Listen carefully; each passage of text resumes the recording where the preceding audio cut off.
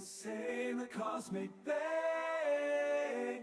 From Jupiter to Saturn we'll deliver our freight on our starship, sailing through the interplanetary strait. With a hardy crew and a cargo of dreams, through the nebula's mist we'll forge our own schemes. In the vastness of space where no man has been, we'll navigate, chart the unexplored galactic highway.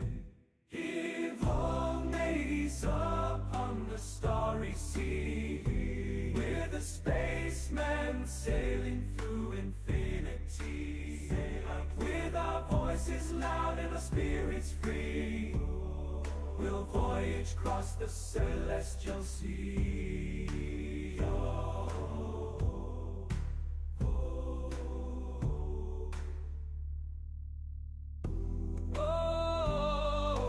Voyage across the celestial sea.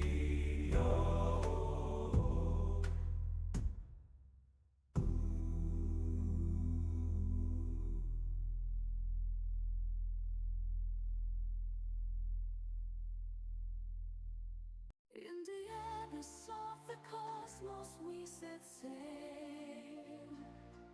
Through crimson skies our ship prevails.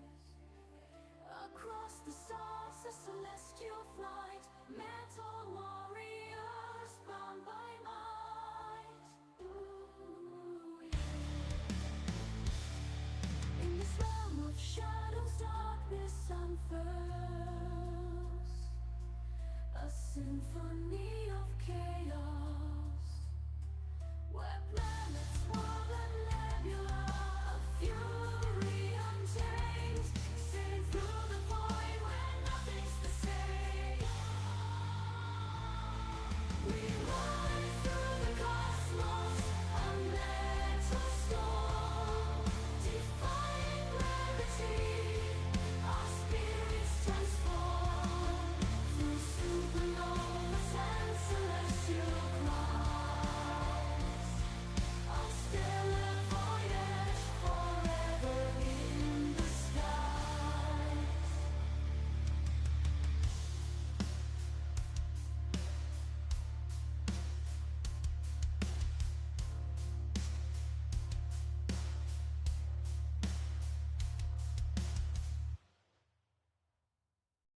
Digging deep in the Martian soil, searching for that precious ore. With pickaxes and heavy hearts, we're the miners of the cosmic shore. On this barren land, we march as one, unearthing treasures under the sun. In the cratered plains where no one dreamt, we're the pioneers on this frontier we're sent. Oh, we mine on the red planet soil, drilling down, down, down for the treasures we toil. With grit and determination, we push ahead for Mars' hidden riches. We're truly bred. We're truly bred.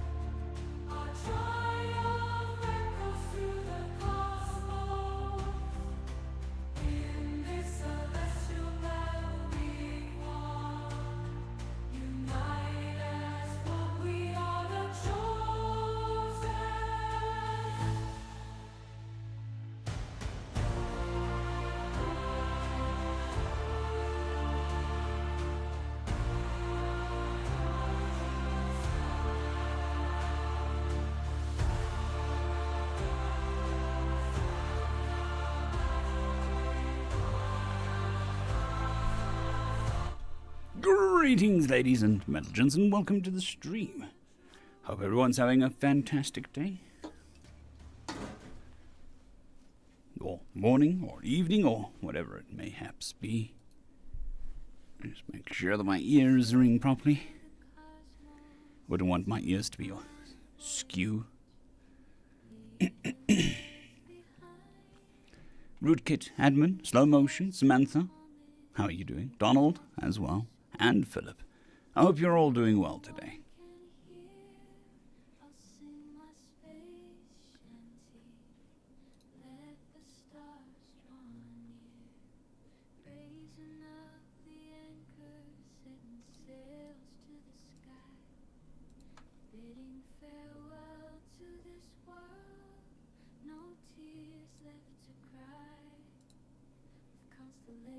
As my compass, I'll navigate to the outer realms where my fate awaits. Oh, I'm a stargazer,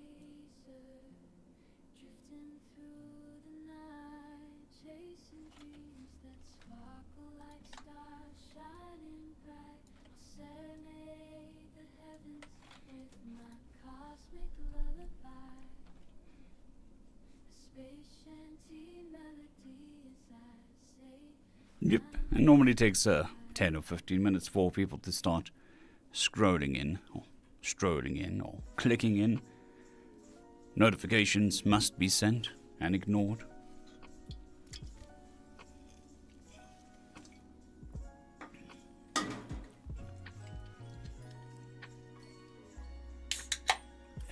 Yes. Cheers, everyone. Oh, yeah. Good stuff.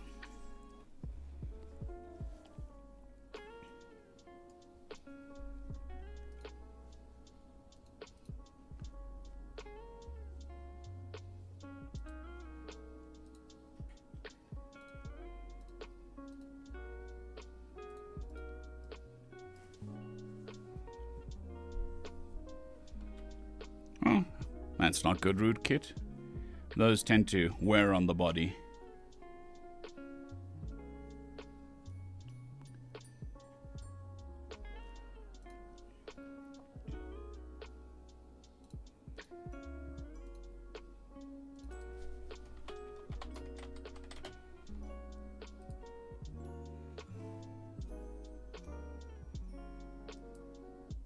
Fair enough, Donald. A nice night off is always good.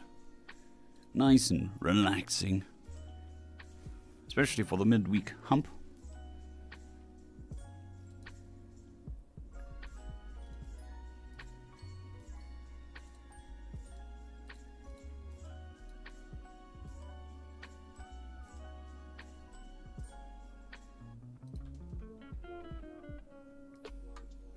Busy catching up on some admin stuff.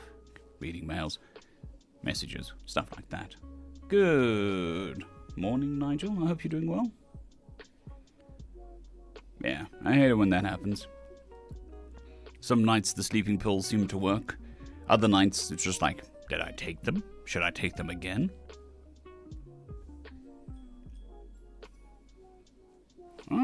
Well, this is a monster. I'm sure that 9 a.m. is the perfect time to have a Monster Energy drink.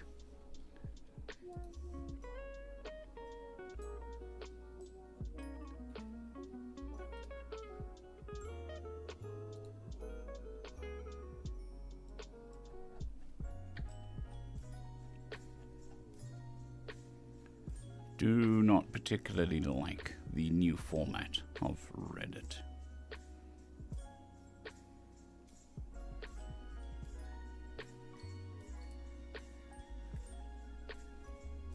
Don't know whether I mentioned this, but the very limited number of online people, the moderator that I spoke to says that they haven't noticed anything on their side, and they think it's just a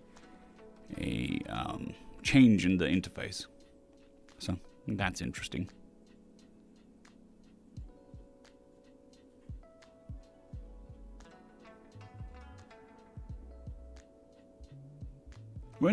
Fair enough, Donald. Fair enough.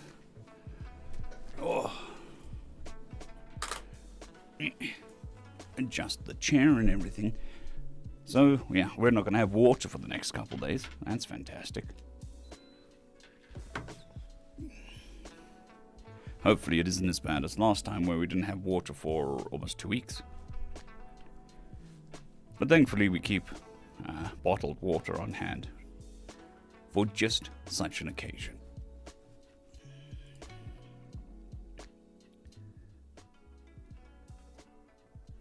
Alrighty.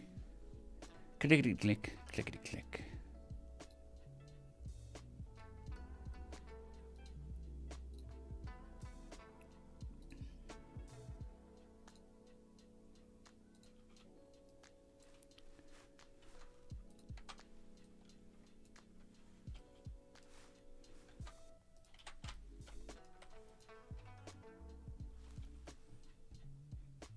How? How what?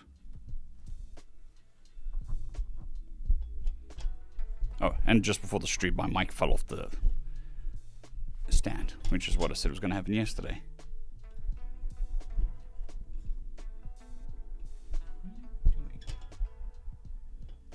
Oh, right.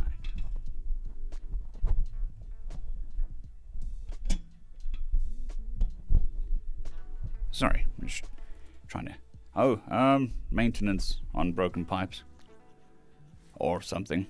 Oh... The other common one is no power to the reservoirs, or broken pumps in the reservoirs because of load shedding. Fair enough, Nigel?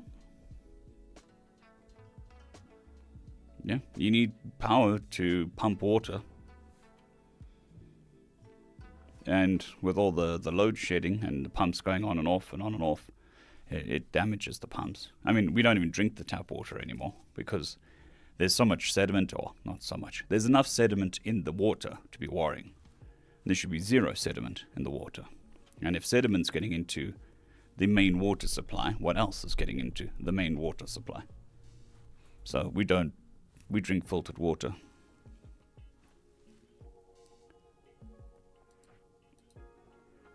Yeah, I mean, we're going into our dry patch now.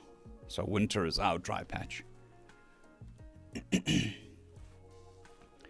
But I think we've got, trying to think, 100 litres of bottled water. Because we've got the 5 litre jobbies. I think we've got 10 of those.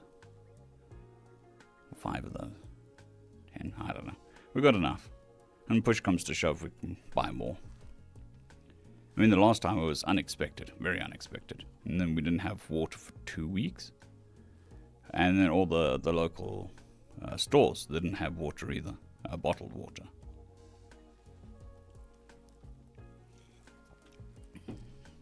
And then we've got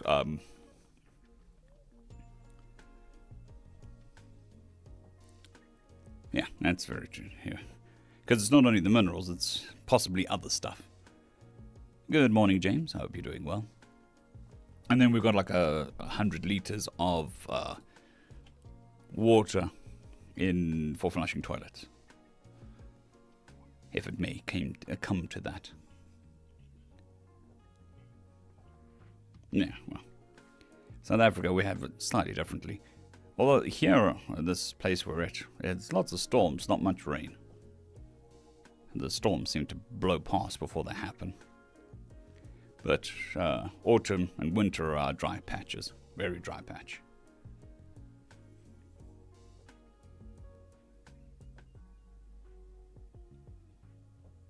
Jared, I'm glad that it helps, and I'm glad that you're enjoying the content. It is my pleasure.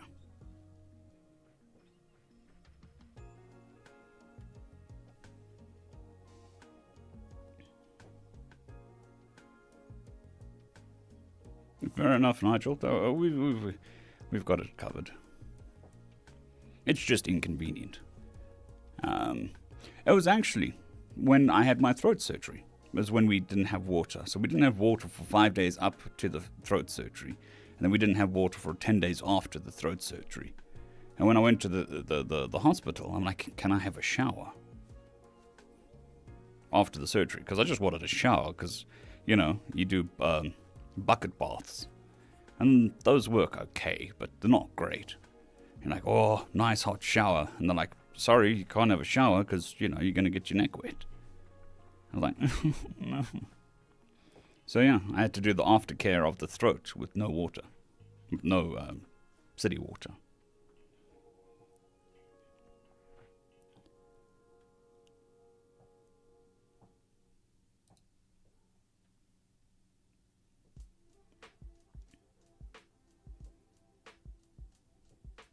Fair enough, James. Oh, we've got several days worth here. Even with me drinking 6 or 7 liters a day. It's just, you know, the little things that they get annoying.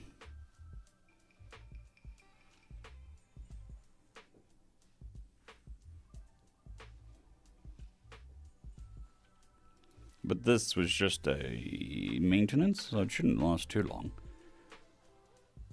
But they've said that before, and it's lasted a while. What does this say? Water will conduct an emergency maintenance at the reservoir. Oh, no estimated time for completion. That's great.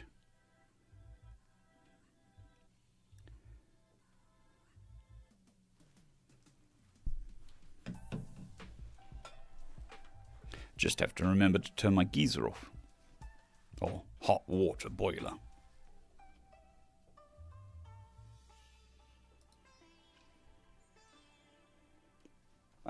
Yeah, it's been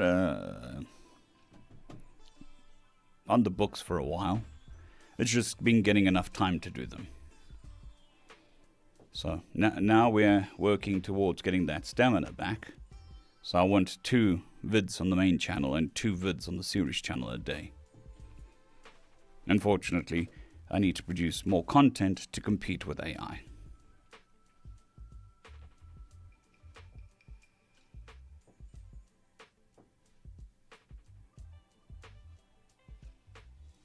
Thank you very much, Nigel. Well, I've gone from a complete amateur with no training to a complete amateur with no training. But 5 years of practice.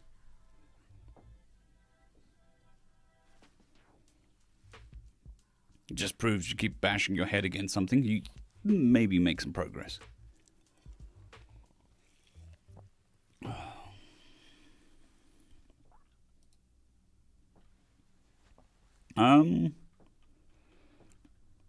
Maybe not.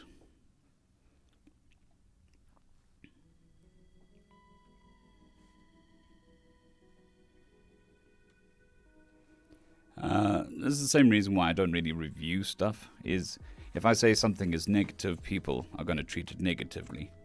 And if I say something is positive, people are going to treat it unreasonably positively. So I try to keep my opinions to myself and let the stories breathe and mature naturally without any interference. It's also why I don't really do anything on the subreddit. I don't post comments or anything like that.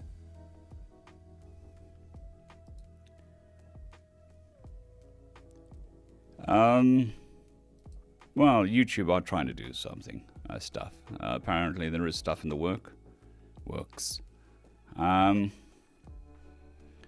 But if it's not illegal, what is YouTube supposed to do about it?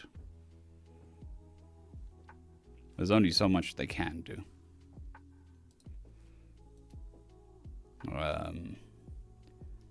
And people are listening to the AI channels, so there's an audience for it, and people are fulfilling that need.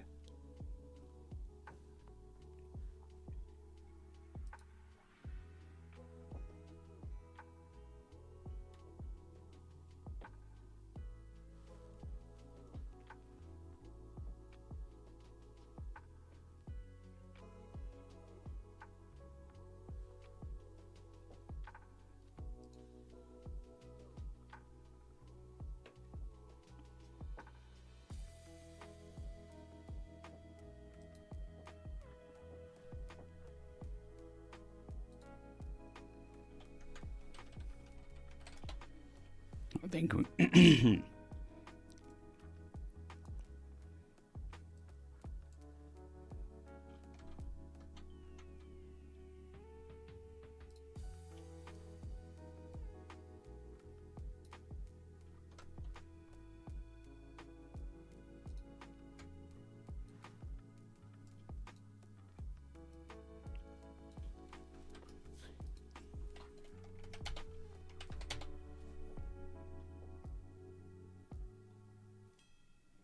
Fair enough, Jared, but, each to their own.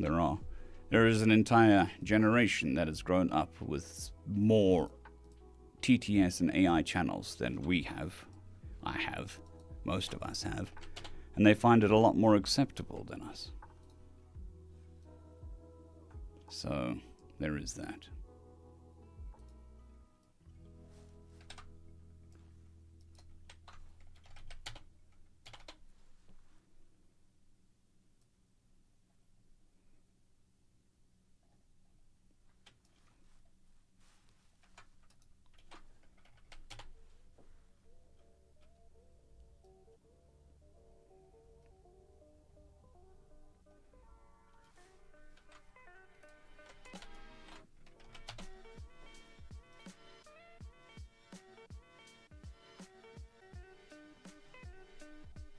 Alrighty.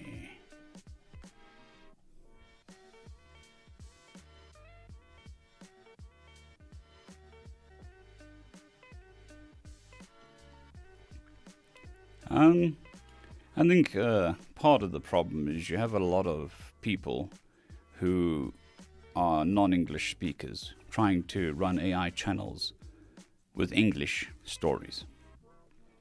So they don't necessarily pay as much attention to stuff that we would, with English being our first languages.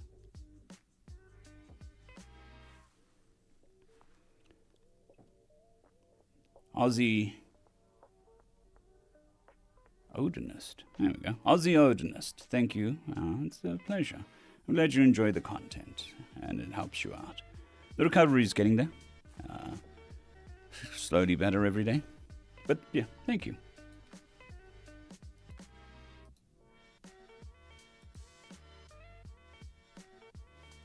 Don't know.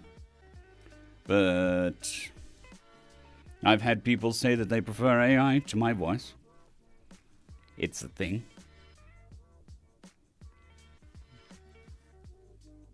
Good morning, Captain No Name. Hope you're doing well. And Portable, I hope you're doing well as well. Look, I agree with you, but I didn't grow up glued to an iPad. I grew up speaking to people, so all of these things mean something to me. But you have two generations of people that have been brought up by the internet, which is horrifying in itself. So their standards are very different to yours and mine. They have an inability to comprehend pronunciation, emphasis, tone, and tempo because they've never been taught to pass that information. So they don't really enjoy it. Whereas people who have dealt with more people growing up, all of these things lead to a better story.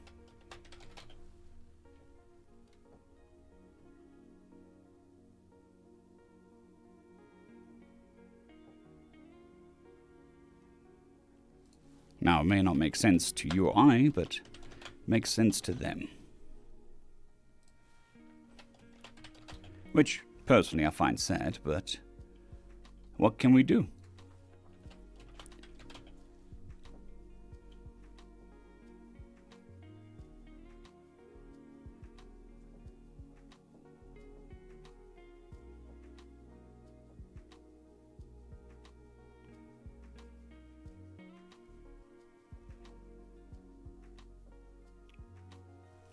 And all of these things, James, are acceptable if you've spent an inordinate amount of time online.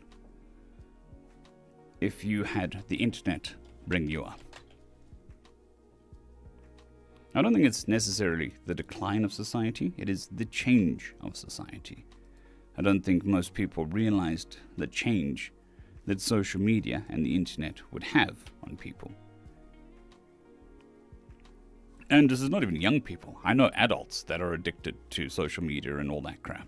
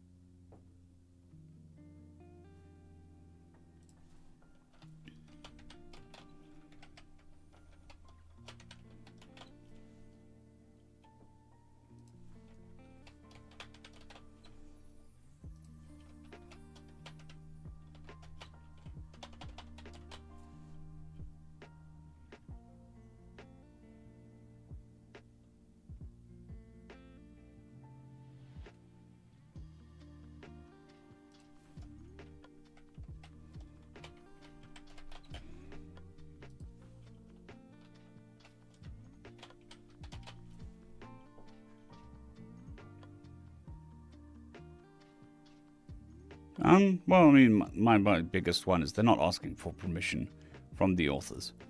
So, if they did that, I wouldn't really care too much. Then it just becomes a normal YouTube thing where you just do your stuff, and I do my stuff, and we coexist. But with them not asking for permission, that is both illegal, and it means that their time to recording is decreased significantly. Where I have to go look for permission, they don't.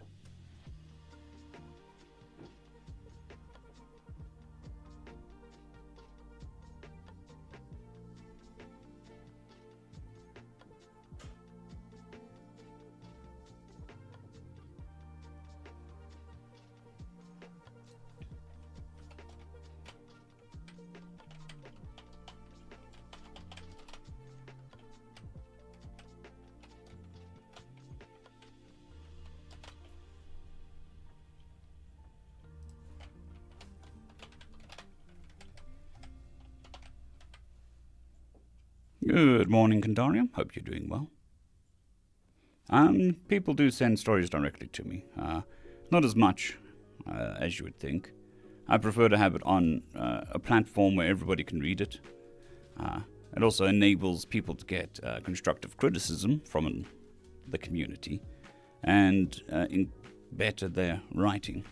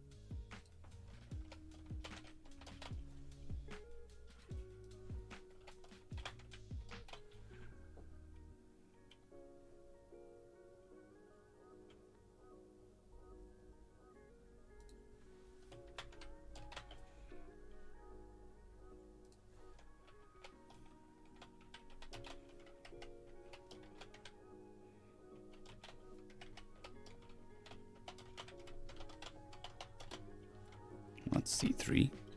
C1. No, I haven't done any Robert Heinlein stories. I'm doing as well as can be, Kandaria.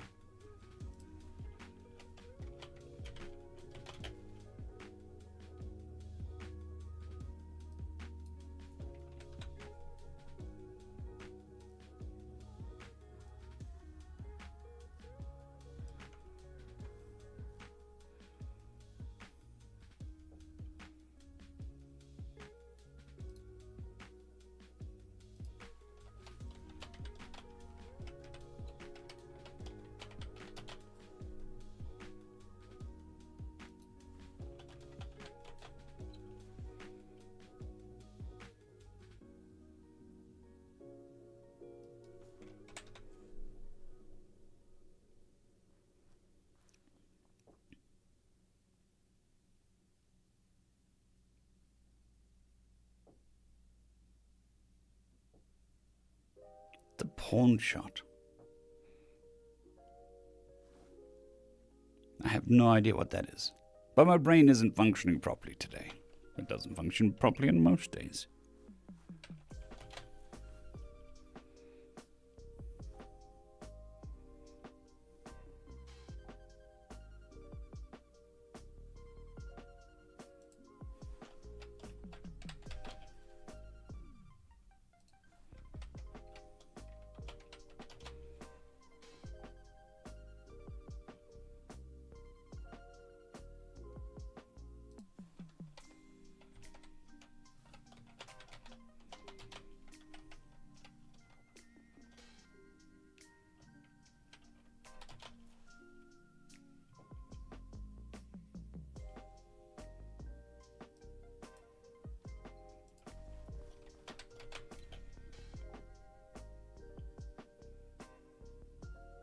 Ah, fair enough.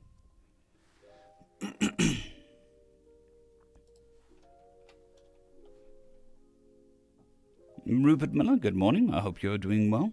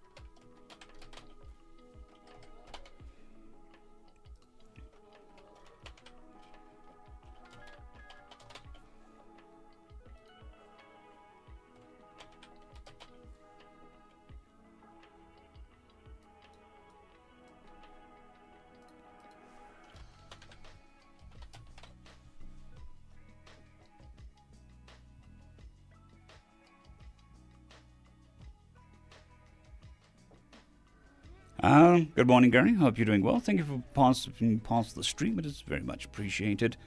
I am still recovering from my voice surgery. So I'm currently only doing TFOS, no series, for a while. Probably another month or so, and I'll be fully recovered. Once I am fully recovered, I should be getting back to the series, which includes Survivor Meets Death, Survivor Becomes Dungeon, and Epic Loot.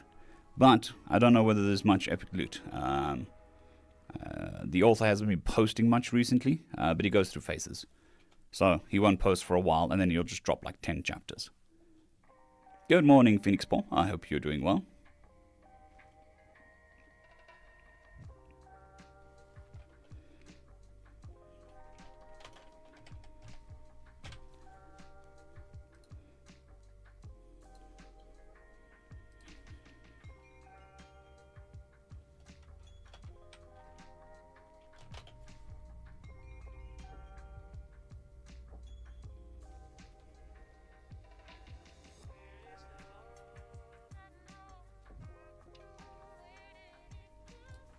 Sounds interesting, James.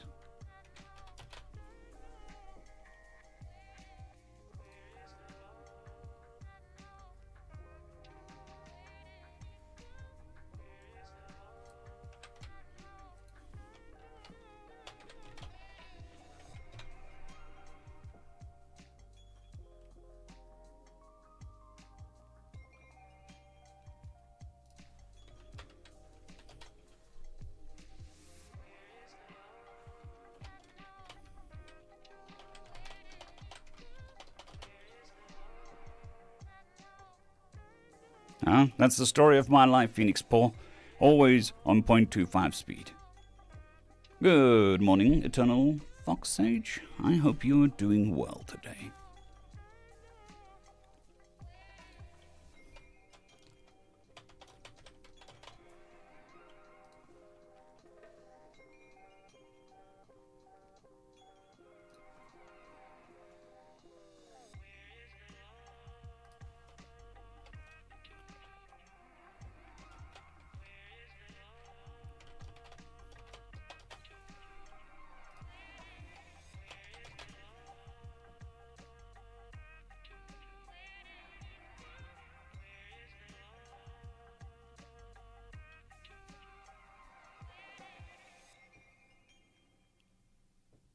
Yeah, so the author of Dungeon Life did sign a contract, so it should be professionally done.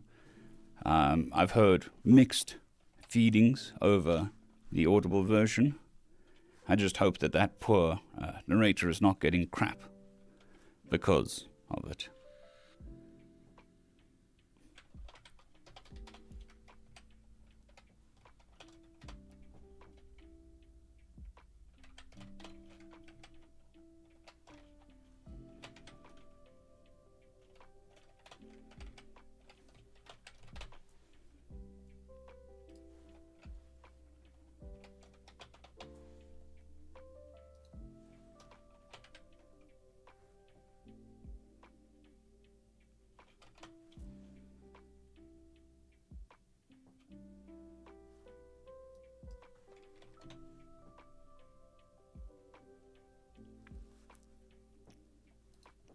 Fair enough, Lord Vulpix. Fair enough. My only worry about that sort of thing is what happened with Chrysalis, where he had to remove chapters from online because of the contract.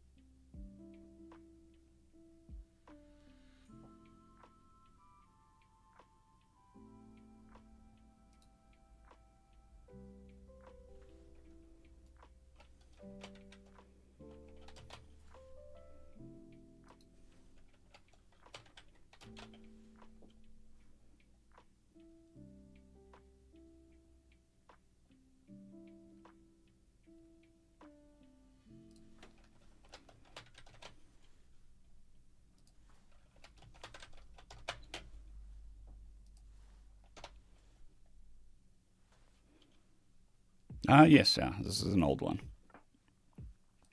One of the first, in fact.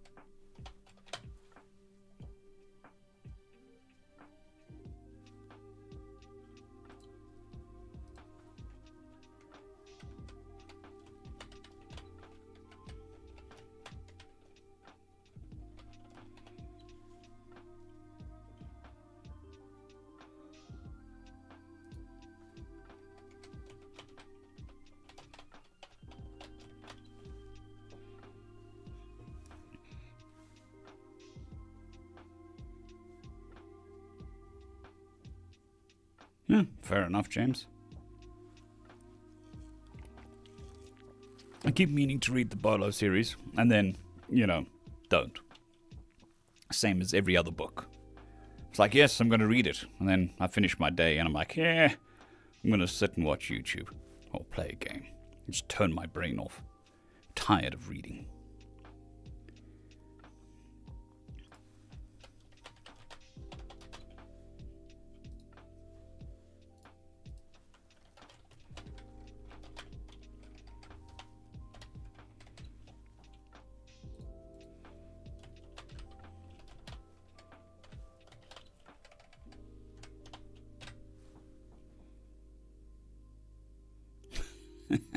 I think there's a big difference between die and dinner, although it depends on how well you cook.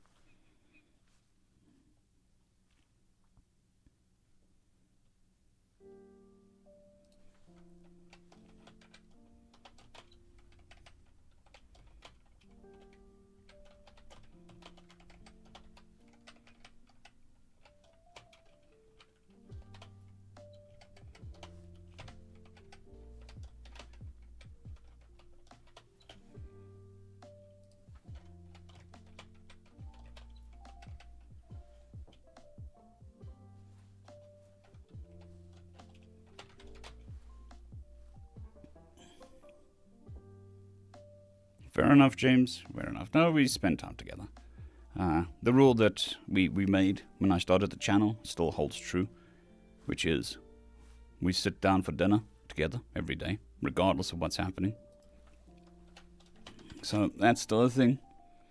We sit down and talk, and have a chat, be with each other every day, regardless of what's happening with the channel, regardless of what's happening with my health.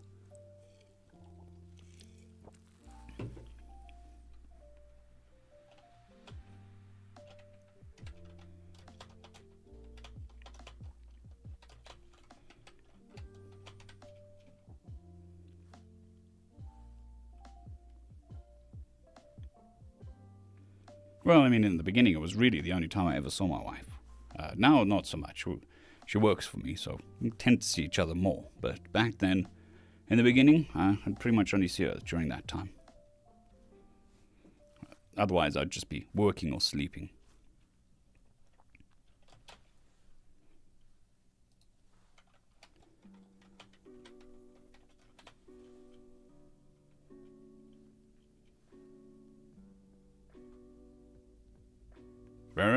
Fair enough, James. I think it's a healthy habit to get into. Just sit with each other and talk to each other. No phones, no TVs, no nothing.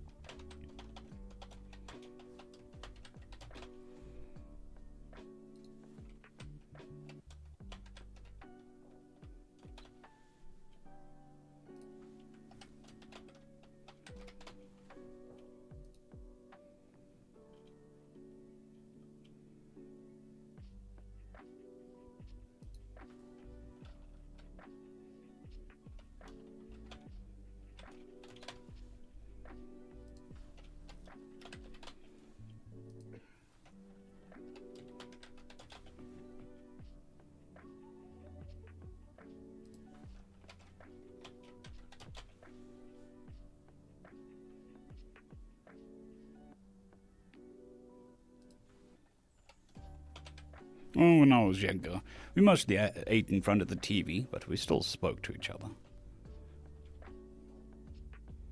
Well, it depends on the age. When I was more younger, we used to sit down and eat. And then, as time went on, we progressed to sitting in front of the TV to eat.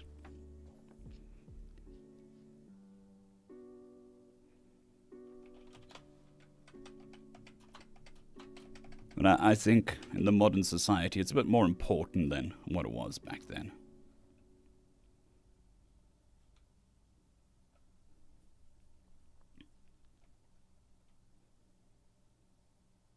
Fair enough, James. I mean, any calls on a Sunday, not even long distance.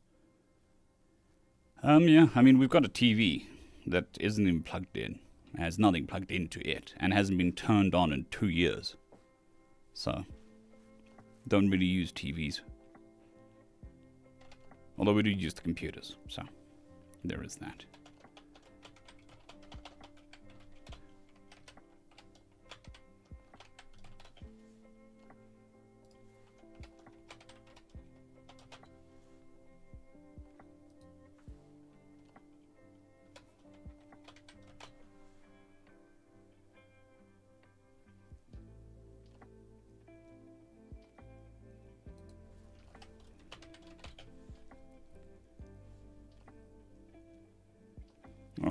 Yeah, could be sold. Well, we haven't sold it yet because we need to sell a whole bunch of stuff when we immigrate. So we were kind of waiting for that to happen just to sell everything all at once, but haven't got that far yet. All right. Nice, light-hearted story today.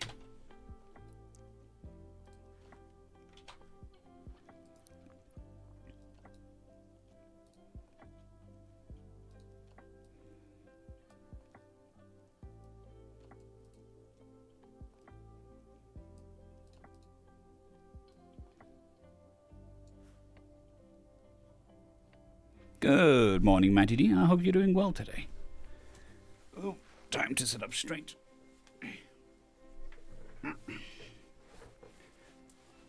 This chair has extra loose wheels, extra weedy wheels. I don't know what you call it. But I'm on a tiled floor, so every time I shift, I start rolling backwards and have to grab onto the chair. Very annoying. Anyways... Recording mode. Recording mode. We want one of those.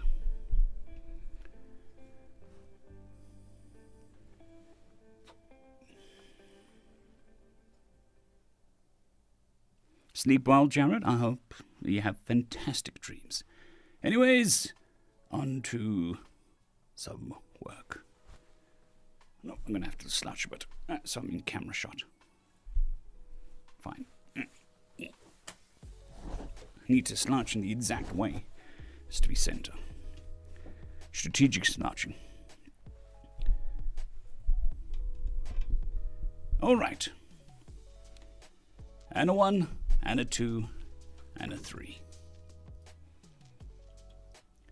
Greetings, ladies and gentlemen, and welcome to this latest edition of Re-Tifos, where I take the original stories that I did and update them to modern standards. This particular story is called The Best We Have to Offer. It's not the story I'm reading. That was yesterday.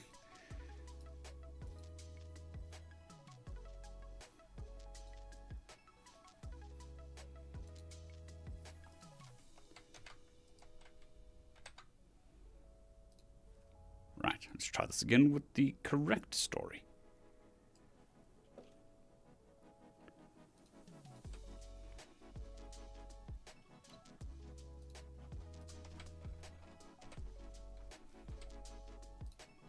Greetings, ladies and gentlemen, and welcome to this latest edition of Re-Tifos, where I take ye old stories that I did way back when and update them to modern standards.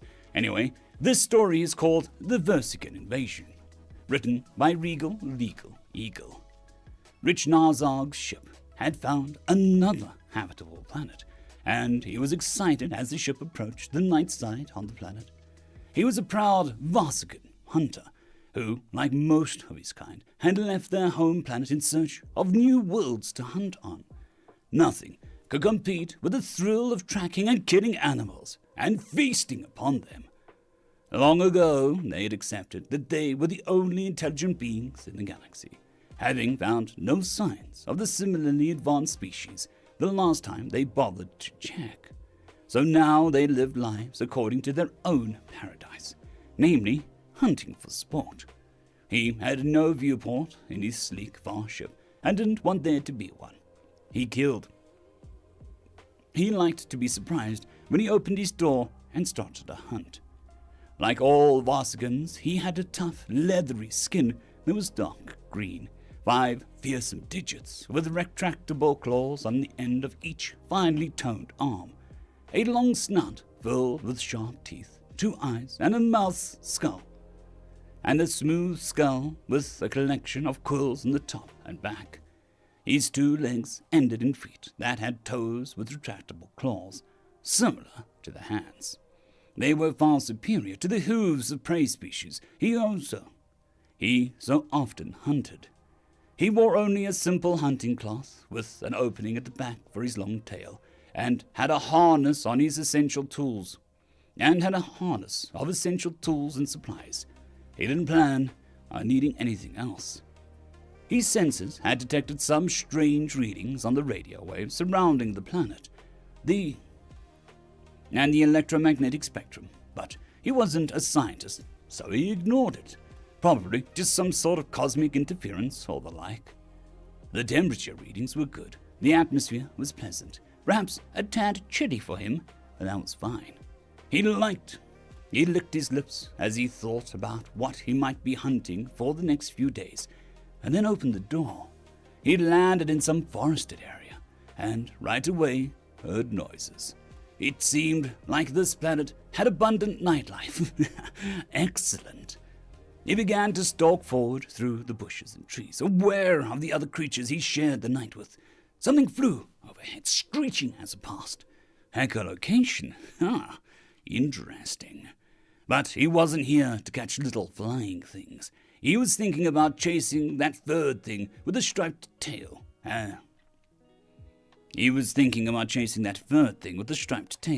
When he heard something making a lot of noise nearby. He moved quietly through the undergrowth, passing the trees and the bushes. He could hear a group of creatures making an awful lot of noise. What would move around at night so openly? It must be something that didn't fear the local wildlife. He'd give them something to fear. When he hid in the bush, waiting to hear them pass for his time to strike. Waiting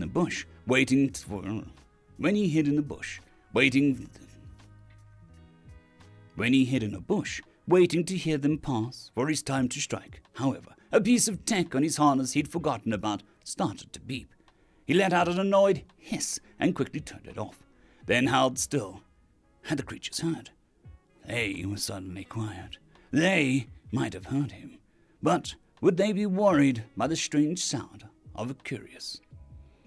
He waited patiently and heard them start making more noise. They approached the bush. Now!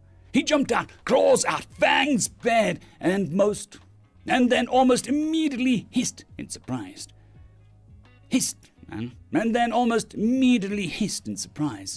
He was staring at a group of 3 creatures.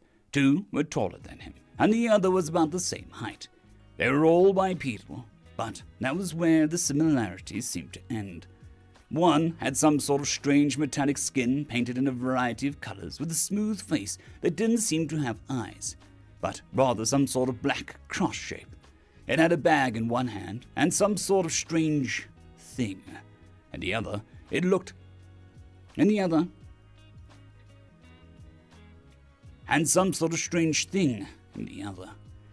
somewhat like a basic disruptor, but much too small. Not to mention the creature could hold it. The other, tall one, had shaggy brownish fur on top of his head, with 2 eyes similar to Rishna Zag's. And 2 eyes similar to Rishna Zag's own.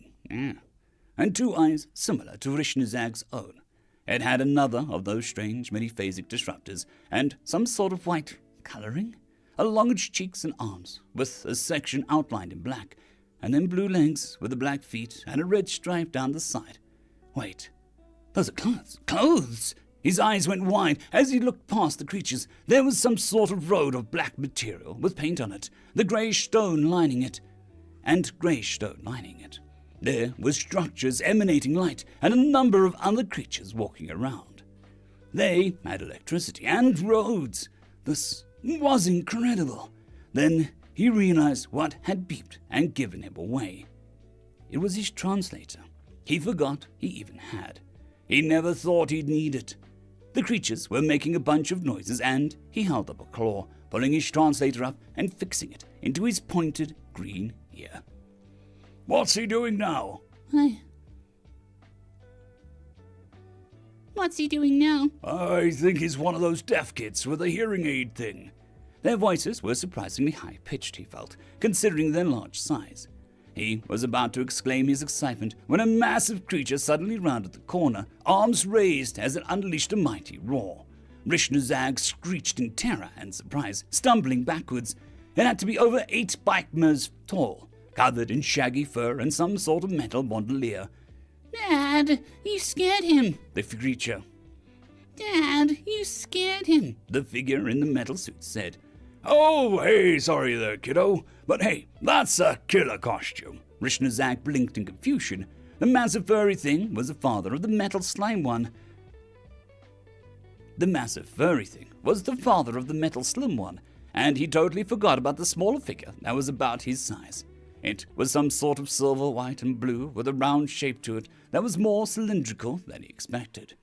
How were these all the same species? Wait, costume? Were these costumes? Why were they outside in costumes? He had so many questions. What's your name, kid? The massive furry one asked. Rishnazag. What? Rishnazag. Rishnazag. Is that an Arabic name or something? What is this Arabic? I am a mighty Vercigan hunter. Oh, got it. Well, I'm Baraka Gotcha, the mighty Wookiee. This is an unnamed smuggler. Mr. Peterson, I told you that I'm hunt. No, you're not, kid, and don't push it. No canon characters in this group, and this is Tila Vet, Super Bounty Hunter Princess. I won the costume contest at school today. And R2D5, 'cause he's still figuring out the whole naming thing idea. Hello. Stay in character, Astromech. Beep boop. You want to go trick-or-treating with us, kid, or Rich Nerzag, mighty vegan hunter? That's kind of funny. Do you go cauliflower? Do you hunt cauliflower and turnips? Vercigan. I hunted many mighty creatures from across the galaxy. Good for you. Good for you. It's really a sweet costume. Rich Nerzag looked down, patting his hands over his body for a moment. What costume? Wait, did they not realize he wasn't one of their kind? Did he tell them, well, they were huge. What if they attacked him? Thank you, but I'm new here. What is trick-or-treating? If you didn't know what it was, why'd you make a costume? Dad, don't be so mean. He's got one of those hearing aid things. I think he snuck out because his parents wouldn't let him. Oh, he does have something fancy in his ear, doesn't he? Thought that it was part of the costume at first. Well, I cannot condone a child running away from home in order to bag a massive chunk of candy. But since you did it anyway, might as well help you out. Do you have a bag? No. I brought a spare just in case. Here you go. He handed Rishnazag a cloth sack of some kind. He wasn't sure what to do with it, so at first he pulled it over his head. No, you goof! Just hold onto it for now. So he pulled it back off, his quills quivering a little as he did. Oh, sweet! You've got like little shakers up there. Oh, sweet! You've got like a little shaker up there for those spiky bits. I'm glad you don't go to school with my kids. You'd have blown their costumes out of the water. No, he wouldn't. That mask is totally rubbery and fake. Whatever you say, Bounty Hunter Princess. Anyway, you walk up to the front door and then say trick or treat. And you go round. Anyway, you walk up to the front door and say trick or treat. And you get your candy. Then you make sure to say Happy Halloween. Practice for me. Trick or treat. Practice for me. Trick or treat. And then Happy Halloween. There you go. Also, what's candy? Cripes, a kid who's never had candy. No wonder you ran away for the night. Sheesh. You got it tough, kid. Here, I stole some of unnamed smugglers when he wasn't looking. The figure in white and black looked into his bag. Hey, that's not fair, Mr. Preston. Hey, that's not fair, Mr. Peterson. Life's tough, kid. He handed Rishnazag some sort of strange small black lump. The outside had a smooth coating which crinkled in his hand. He started to put it in his mouth when the creature spoke up. Not with the wrapper on, God! I swear I was never that dumb. How does this generation survive? Dad! Sorry, bounty hunter princess. Beep boop. Such wisdom from a young age. Dad, stop pretending that you know what he's saying. Beep boop. You're right, R2-D5. It really is her fault that she doesn't know, droid. While they were talking, Rishnazag peeled the wrapper off the brownish lump and tossed it into his mouth. He chewed on it for a moment, and then his eyes went wide. This tastes so good. It's all... I can't even describe it. Oh, by Crackler the Magnificent, this is the best thing I've ever tasted. I like you, kid. You never break character. Says the Wookiee speaking English. The bounty hunter princess exclaimed. Says the Wookiee speaking English. The bounty hunter princess exclaimed, hands on her hips, while still holding her own bag and that strange thing. Basic, I speak basic. He then made a strange roaring goggling noise. That's Wookiee for let's go. Beep boop. Rishnazag was unsure what was going to happen, but he wanted more of whatever the candy was. They walked up to one of the structures, and he frowned. Why are there orange plants with faces that glow? Jack-o'-lanterns. They're for showing off your ability to carve or print out designs from the internet and cut along the lines. Why? I just told you, it's a competition. And I know we wear costumes because I, Rishnarag, am wearing a costume, but why again?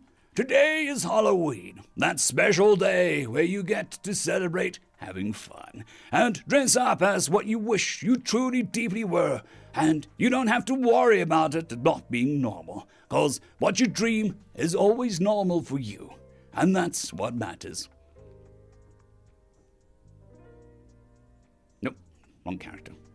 Today is Halloween, that special day when you get to celebrate having fun and dress up as what you wish you truly were deep down.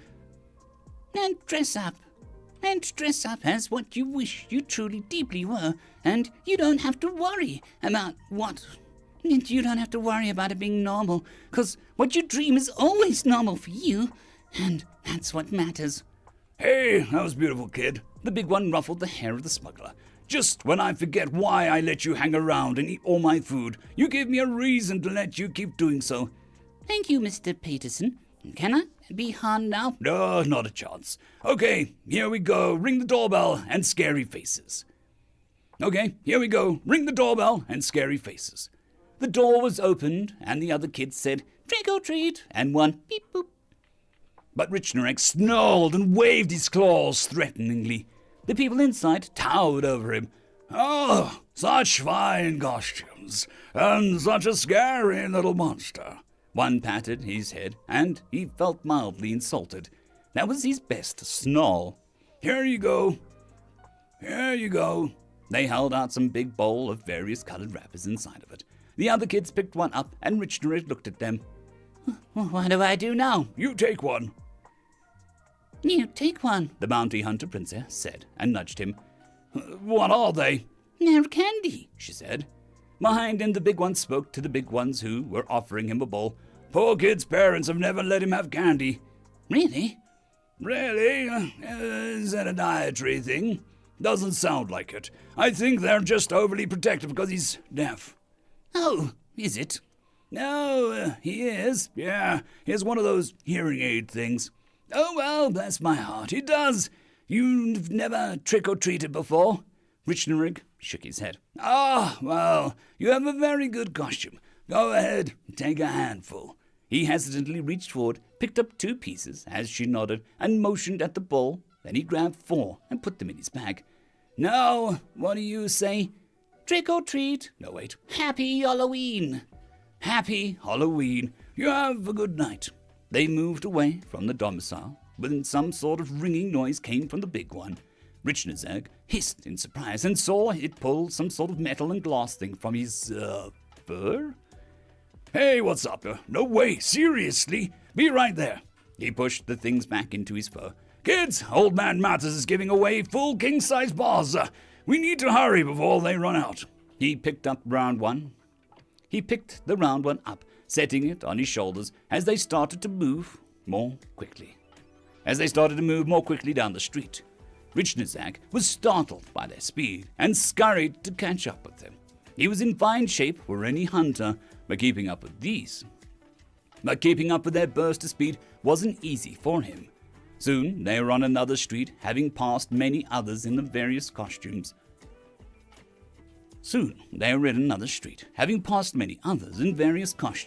And he was breathing heavily as they stopped.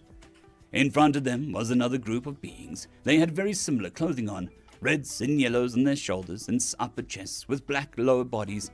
One had a very sort of gold visor on. The very big furry one was staring at the big one from our other group that lacked almost all fur. Well, if it isn't Pooperson, said the opposing big one. Dorkberg brought your pet rat, I see. There was some sort of four-legged creature with them, with a strange bulging eyes, and a big head compared to its body. It had coloration similar to the others, but he got the feeling that it was costume over fur. It was shivering as it stared at him. Finally, something that feared him. It started to yip and bark at him, dispelling that idea. Who's the fat kid, all out of breath from eating too much candy, huh?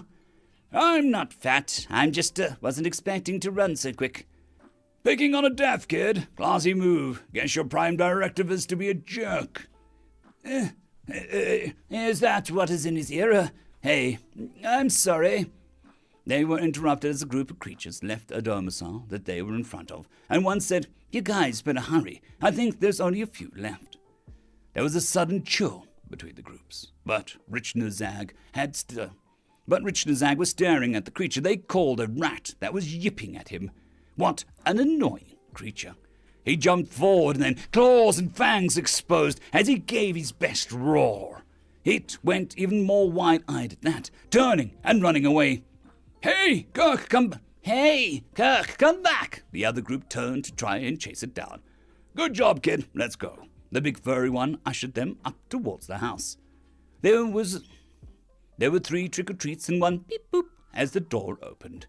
A withered old creature wearing clothing with all sorts of shiny metal things on his chest and a little peaked cap opened the door. Hello there, kids.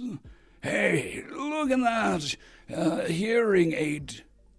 Look at that. Is that a hearing aid? Yes. I got one too. The man tapped on his ear that had something in it that looked a little like his translator. Trying to make me feel better, kiddo, or do you need it? I need it. Well, bless you for making it work with your little costume there, fella. Well, bless you for making it work with your costume there, little fella. He handed out giant wrappers to each of the others and 2 to Rich Nazag. Keep at it, kid. Chicks love the earpieces. What? Rich Nazag asked in confusion. Huh? What? Huh? Happy Halloween? Happy Halloween. Everyone else shouted. The rest of the night descended in much more walking and getting more of this candy stuff. Everyone seemed to feel sorry for him, so he got away more than the others. But in the end, he tried to give more to the others. The big furry one took a few pieces for something he called Queen Fatty the Fat, which was apparently his wife. And the princess threatened to tell Queen unless he gave her some extra candy. Such relaxed and friendly people for monarchs. They must really be liked by their people if they didn't need guards or soldiers. Or maybe monarchies worked differently here. So Rich Nazag looked at his bag full of candy, standing in front of the bushes he'd first emerged from. You sure we got working home, Rich? Yes, sire. I don't want them to know that I snuck out. How often do you do this Halloween? Once a year. He'd have to make sure He'd have to make sure the ship recorded the solar position of the planet. He'd bring his people back, but they'd just observe until it was the proper time to then... But they'd have to observe until it was the proper time, and then descend and do this trick-or-treating before announcing that they were actually in costumes. Before announcing that they weren't actually in costumes.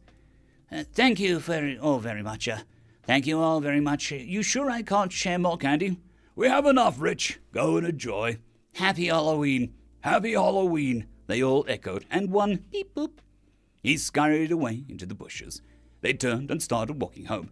Dad, how old do you think he was? I don't know. Hard to say. He wasn't that tall, and he didn't look like that heavy, but he sure was out of breath when he ran. Maybe he's your guy's age, a bit younger. And he never went trick-or-treating before? Sure seemed that way. What mean parrots? I'm sure they mean well. By the way, I'm sure they mean well. By the way, you guys should be more like him.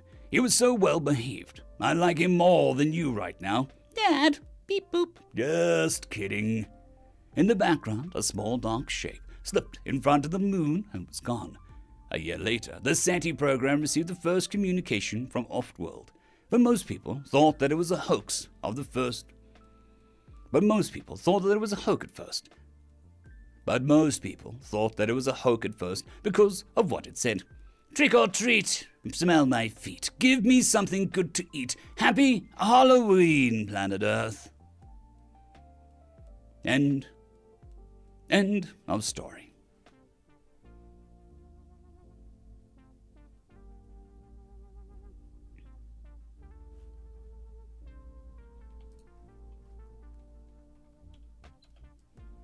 Alrighty, I am back.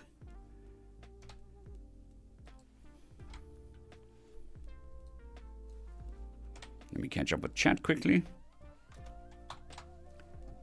Where do we leave off?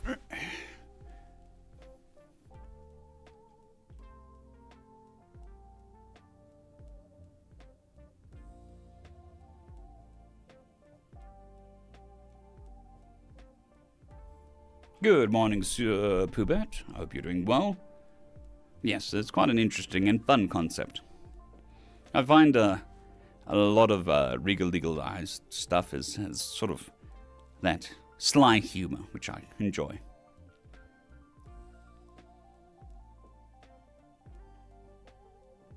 Also, must be interesting to have your birthday on Halloween. I mean, it's not really celebrated here, per se, but you always get scary movies. Beep boop.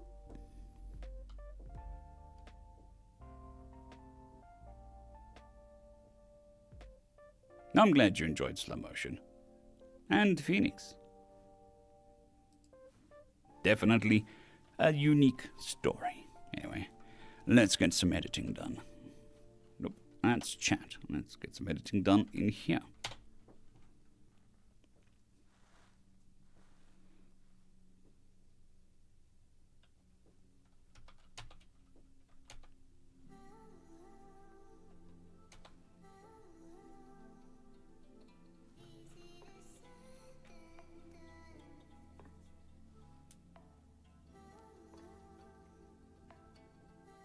Well, that would make you a Grand Wizard.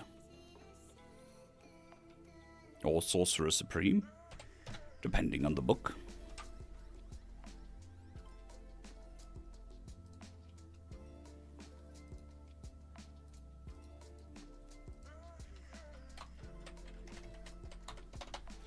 Do.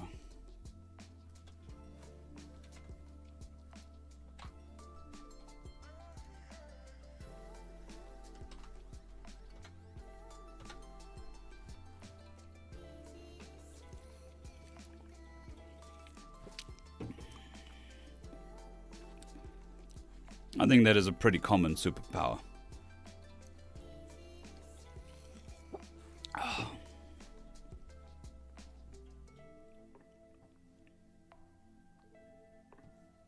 Yeah, I knew a friend. I had a friend. Your friend. Of course I knew my friend. Wasn't on Christmas, it was after Christmas. Like day after Christmas, 2 days after Christmas. And they're like, it's horrible. Everybody spends their money on Christmas gifts and you get actually nothing for your birthday. everybody's too tired of Christmas to do a party or anything like that. So, I mean, pretty much sucked as a kid. I would imagine.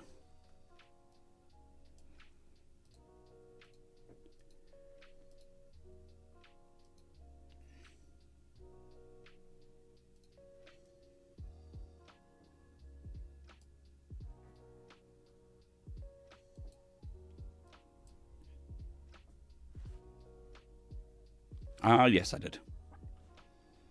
Got the sides cleaned up. Which is basically, I just asked the wife to do a number 1 on the sides and back. It's very difficult to go to a barber and ask for a short back and sides these days because they want to do fancy stuff like fades. Like, I don't want a fade, I just want short back and sides. It should take you like 5 minutes. But they don't. They take half an hour and do a million things. Fair enough, Sir Poobert, and it is very much appreciated.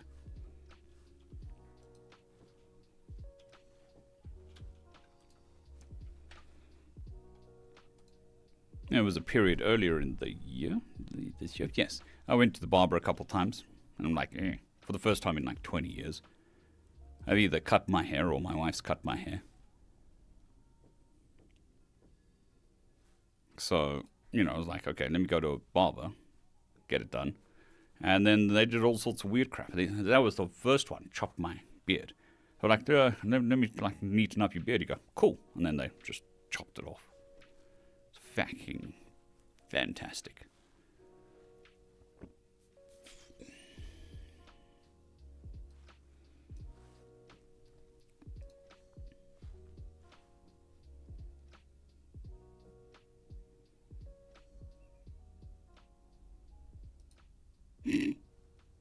I could see that, sir. I could see that.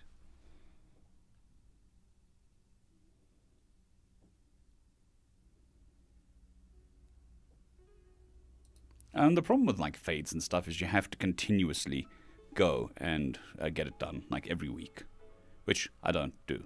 So I got to get my hair cut like once a month, once every couple months. So I like the clean shave, and then it looks good for a month.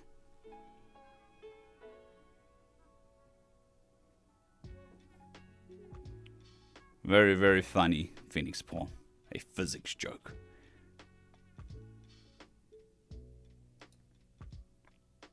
I don't shave my head. I used to. I don't do it anymore.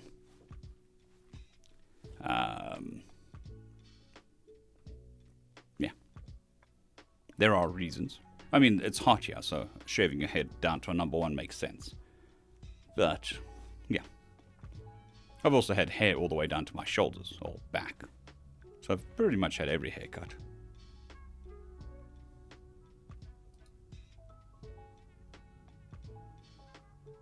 Fair enough, sir. Fair enough. When I had long hair, I had a undercut. So basically it's the same thing as this. Except the top isn't as long.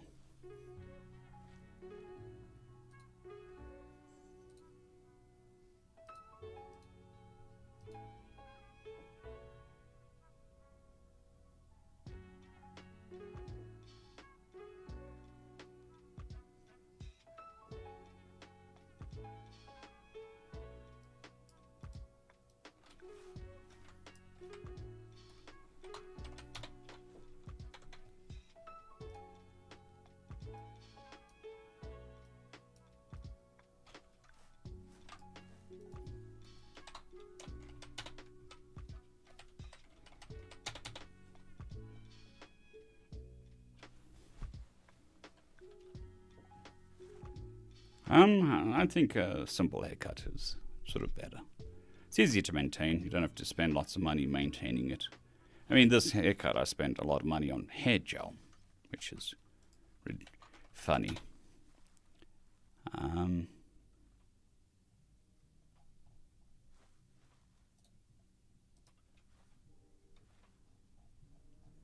But such is life. I think it looks neat. Sort of that 1940s style. And instead of Brill Cream, I'm using hair gel.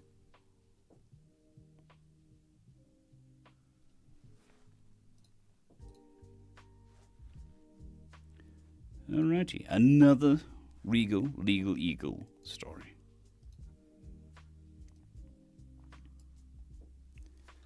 There will be a lot of these in the beginnings, because he was one of the first authors to say yes to me. So, and that is the main reason. I think he was literally the second HFY author to say yes.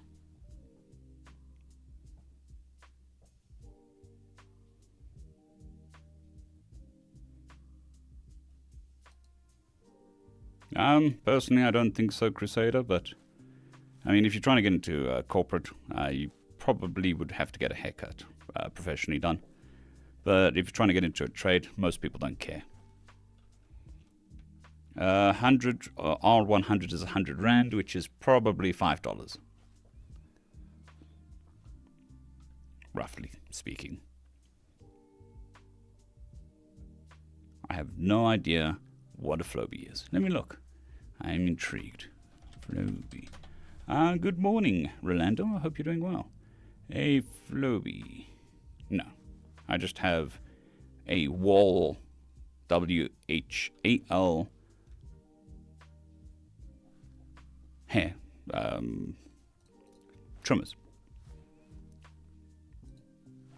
So, I mean, they're a pretty known brand here. I've always had one around. I don't need a hair care system. The wall hair trimmers, more than enough for me. Okay. Just checking everything is doing everything it should. Chat.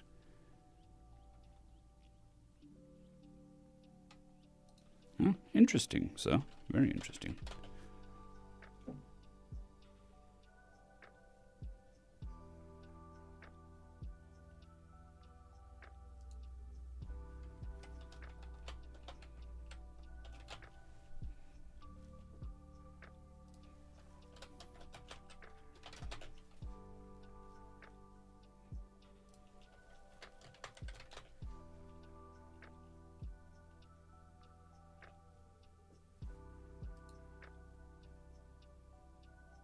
Ah, cool.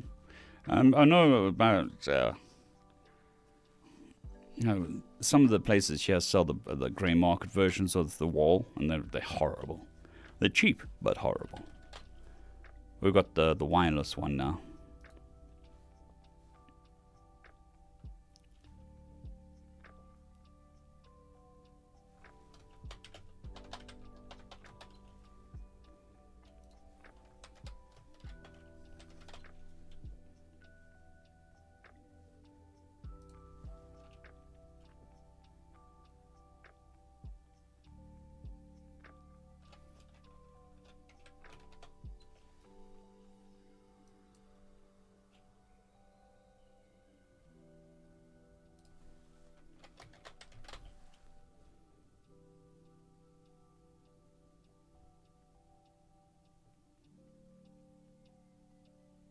Yeah, fair enough. But I mean, we've got tiles here, so it's not that much of a problem.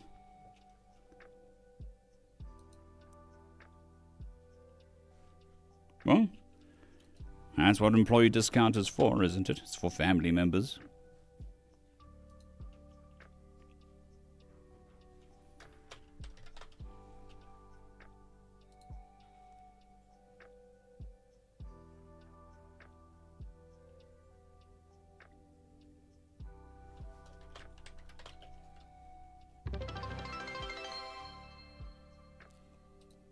Thank you very much, Root Kitman, for the 500 bits. It is very much appreciated. 100, 500 in total. It is very awesome of you. Thank you.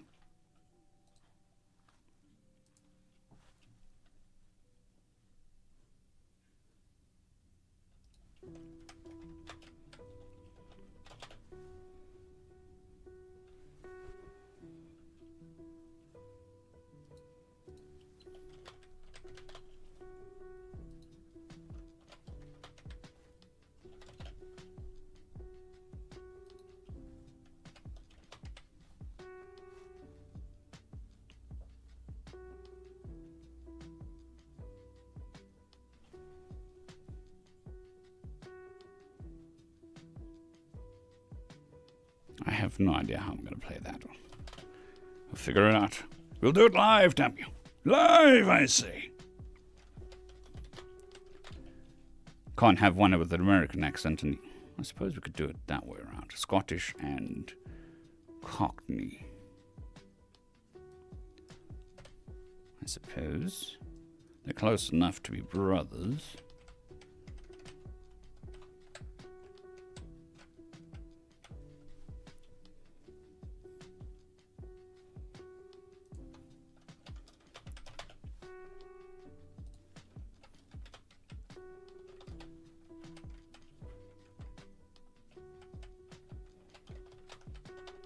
Going to be funny with the Scottish accent doing the American drawl.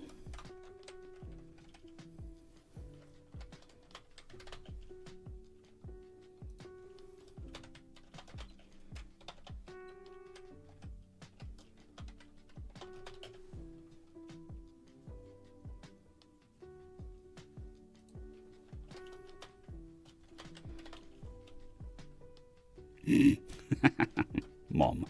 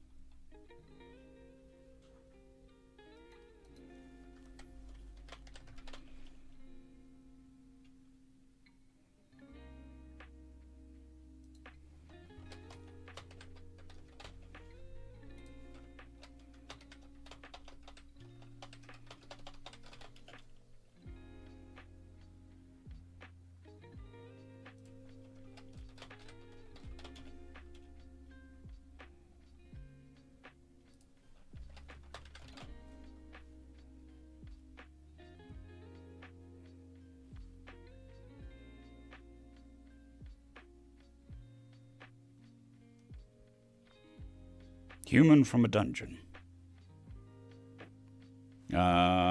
Sounds familiar. That is an author that I've worked with, I think.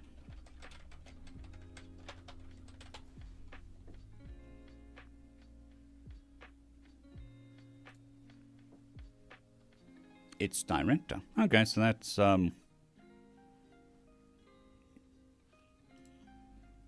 gone. I want to say Dungeon Life.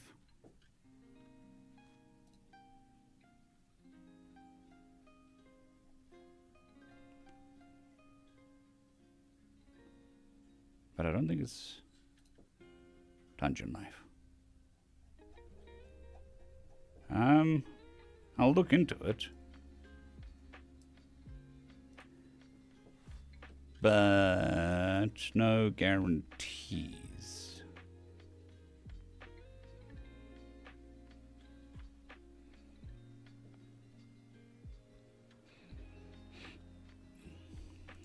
Okay, he's doing live streams.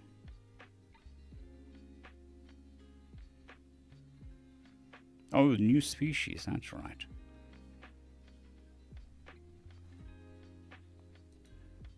Yeah, I'll look into that. I mostly get all my stuff from either Royal Road, if it's a series, and then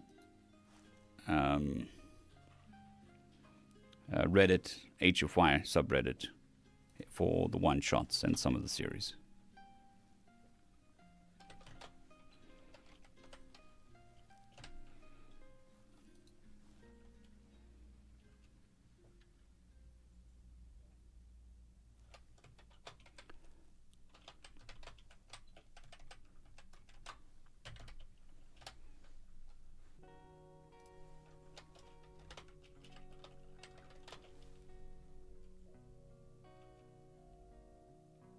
Okay. So, I mean, New Threat is the sequel to New Species, which I was planning on doing anyway. But I'll get in contact with him and speak to him.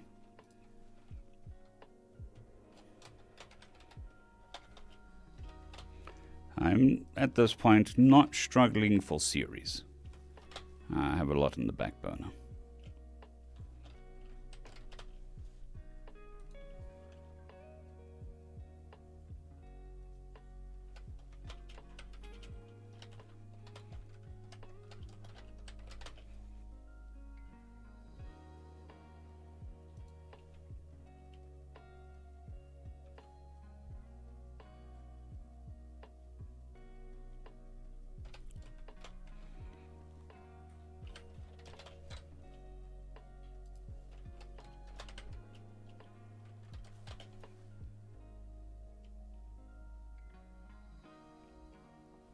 Yeah.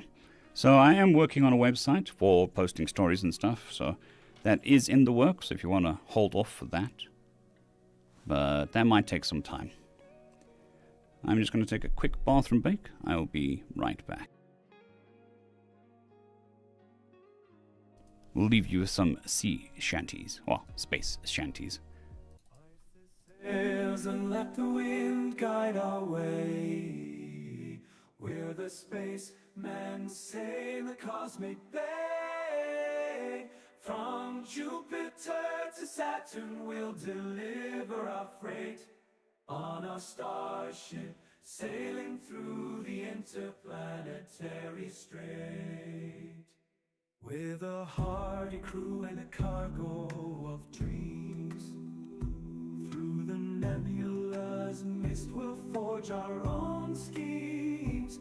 In the vastness of space where no man has been, we'll navigate, chart the unexplored galactic highway.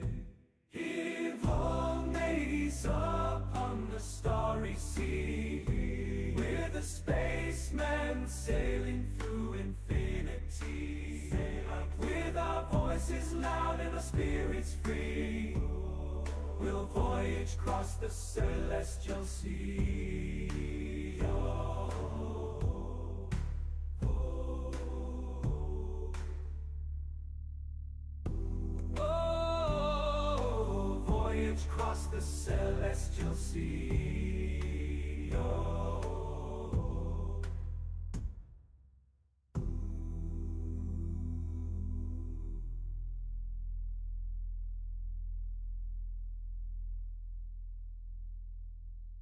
In the abyss of the cosmos we set sail.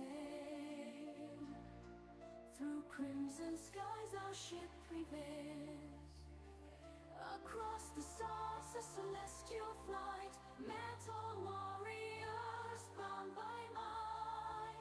Ooh, yeah. In this realm of shadows darkness unfurls, a symphony of chaos, where planets whirl and nebula, fury untamed, sailing through the void where nothing's the same.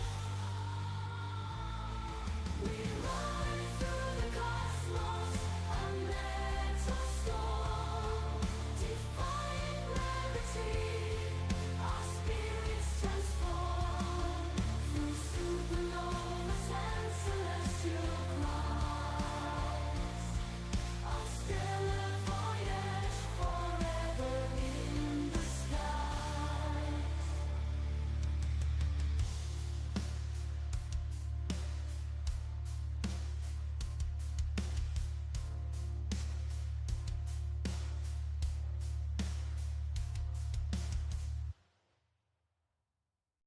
Digging deep in the Martian soil, searching for that precious ore. With pickaxes and heavy hearts, we're the miners of the cosmic shore. On this barren land, we march as one, unearthing treasures under the sun, in the cratered plains where no one dreamt. We're the pioneers on this frontier we're sent. Oh, we mine on the red planet soil, drilling down, down, down for the treasures we toil. With grit and determination, we push ahead for Mars' hidden riches. We're truly bred. We're truly bred.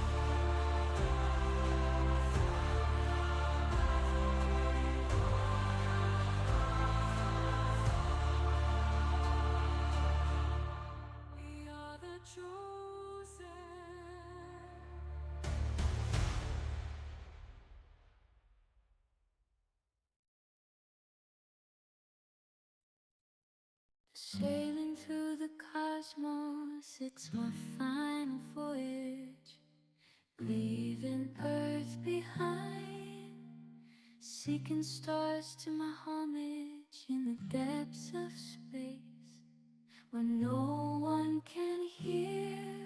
I'll sing my space shanty. Right, I apologise for that. Ears are in.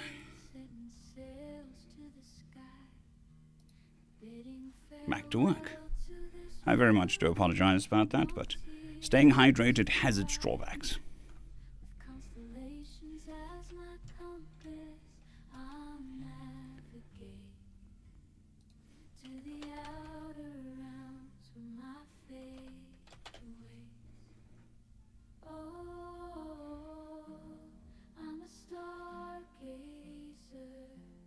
drifting through the night, chasing dreams that sparkle like stars shining bright.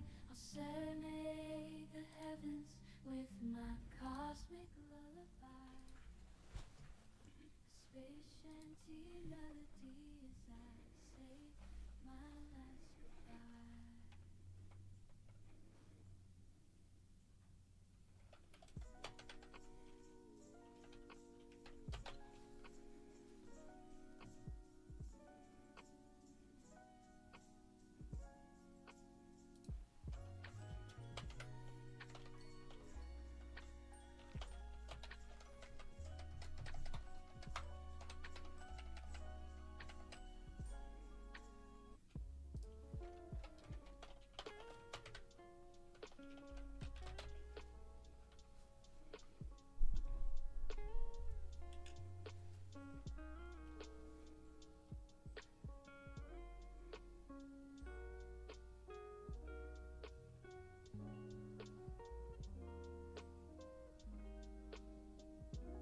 Sounds interesting enough, sir. Sounds interesting enough.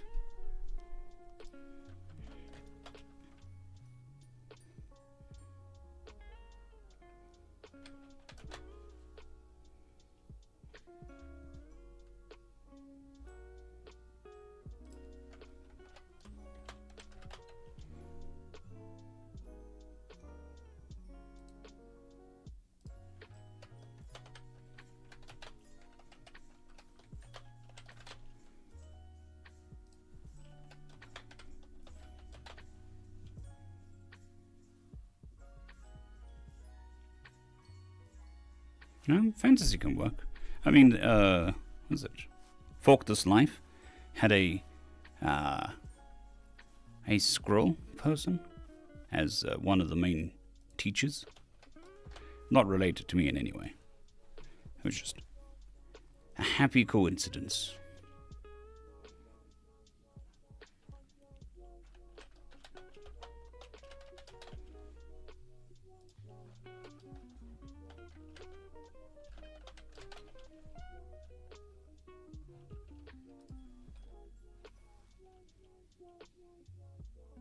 That's very fair. I mean, the moods happen and stuff like that. I think when you're not writing for a living, it's good to let stuff percolate. I mean, I wrote the 100,000 special, and then I hadn't written a story in almost 10 years.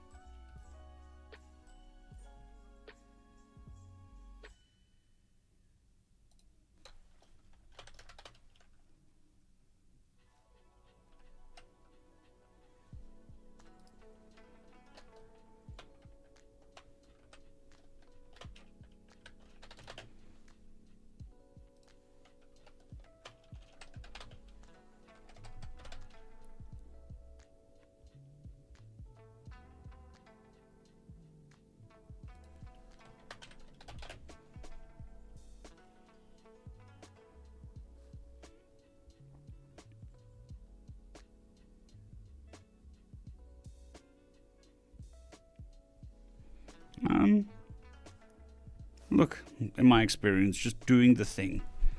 Fear of the thing is worse than the thing, so just doing the thing ends up being easier. But also, speech to text has gone a lot more advanced over the last couple of years. So you don't even necessarily need to be able to see, you can dictate. And the computer will transcribe. I mean, it's not 100%, but it helps.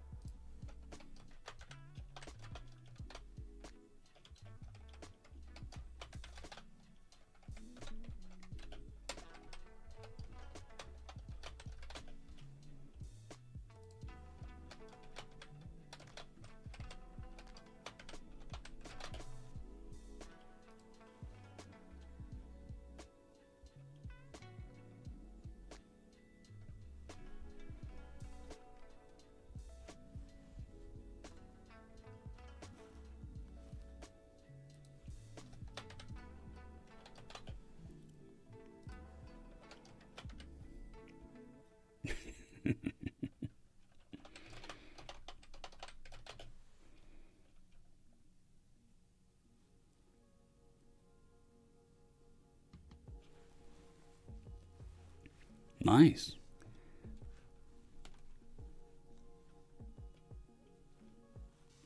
Slow and steady wins the race. I mean, I type pretty quick, but I also make a crap ton of mistakes.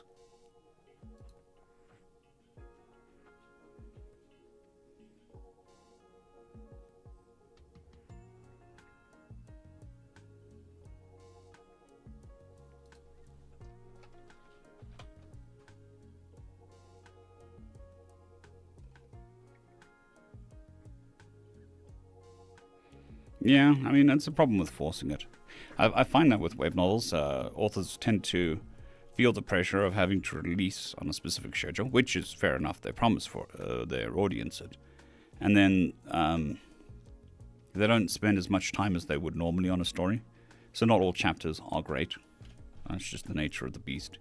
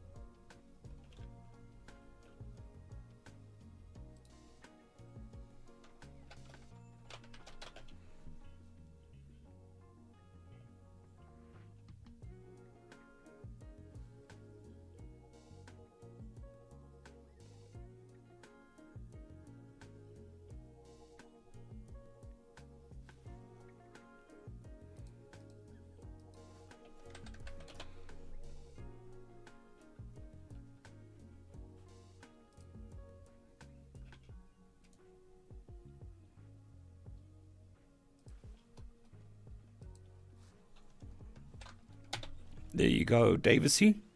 There is the link to the video that you wish to watch.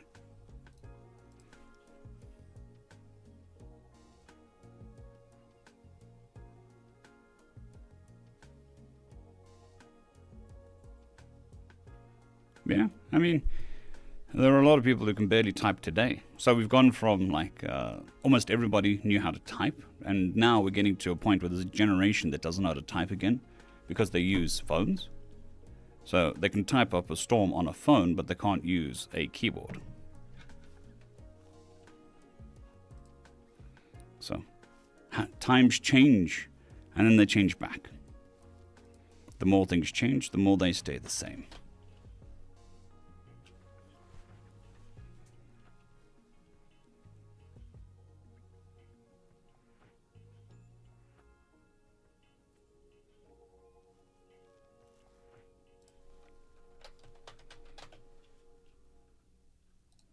Everybody knows that the first story ever told was The Fish That Got Away.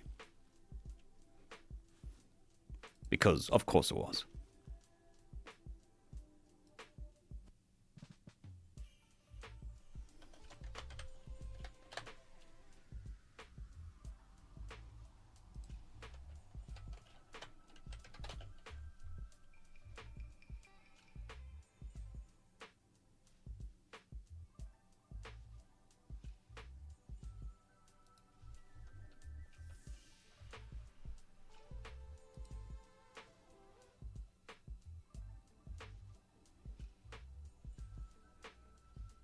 Yes, it was this big. That's the first fiction. Everybody knows that.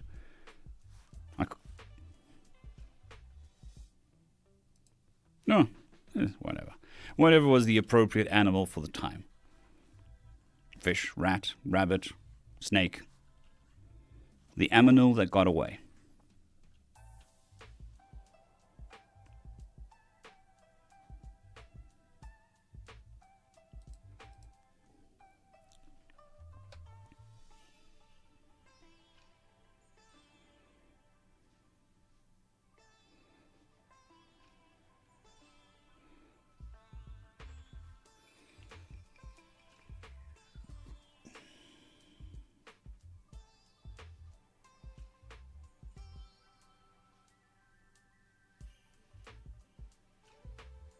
Davesy, I posted the link in the chat.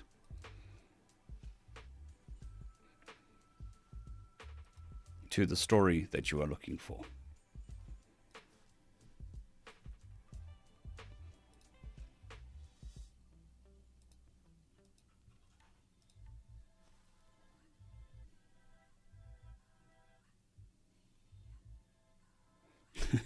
Fair enough, slow motion, fair enough. I mean, it's a bit awkward if I do all the work like this, because then you don't see I'm doing something.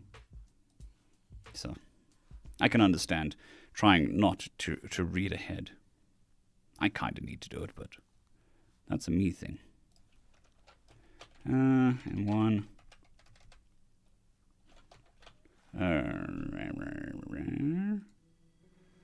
I think we shall go with a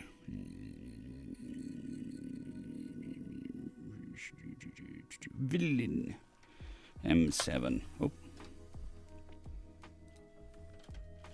M7.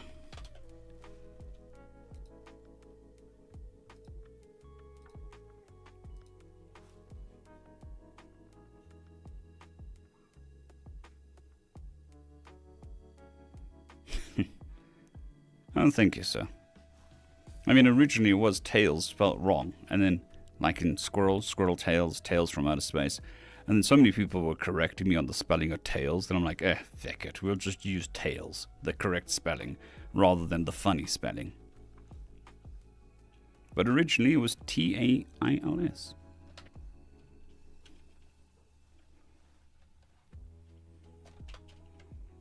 Yeah.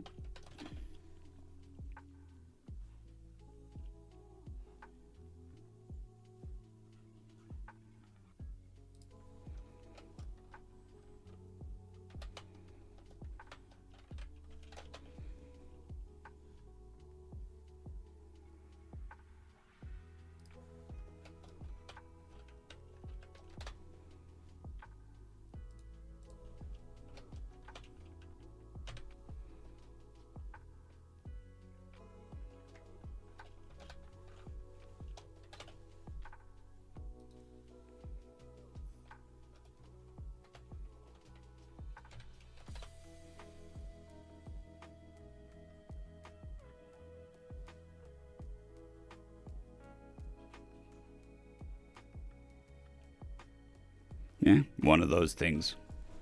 I mean, in hindsight, it drives engagement.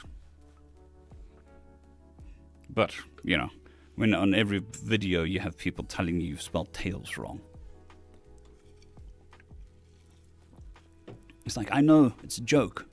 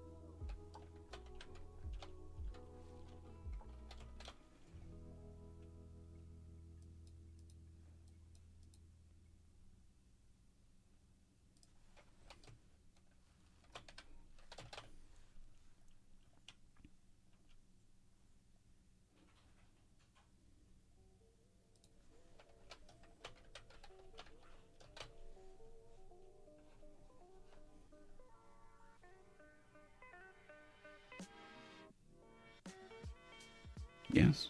Yes, it's a glorious tale dating to the pre-time. Time before time. All the tales are just imitations to the tale. Good morning, Andy R. I hope you are doing well.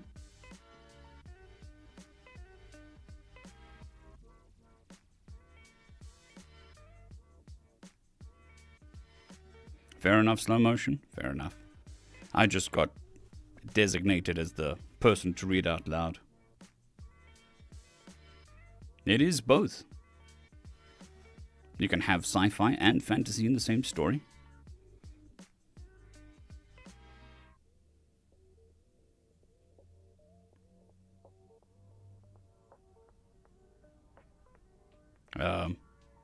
Yes. I can imagine that. My email is still spelled wrong. So I spelled squirrel wrong one way, and I had a friend do some art for the channel, and he spelled squirrel wrong a different way. So the original email address is spelt incorrectly. And once you've linked it to a channel, you can't change the email address. So I've corrected the spelling everywhere except for the email address, which is spelt incorrectly.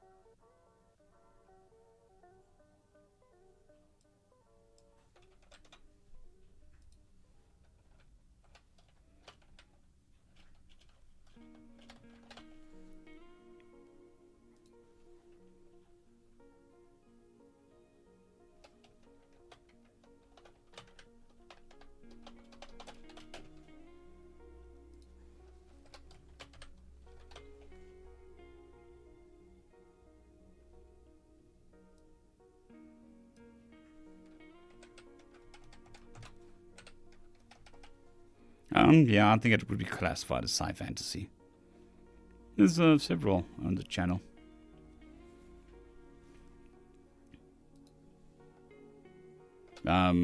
Retreat Hell is one.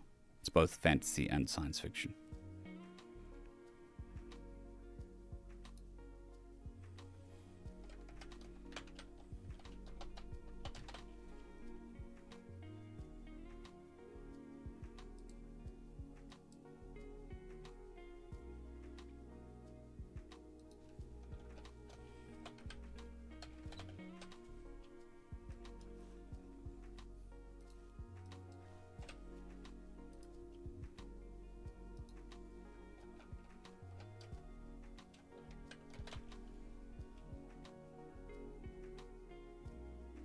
Yeah, both YouTube and Twitch take their pound of flesh in the currency of adverts.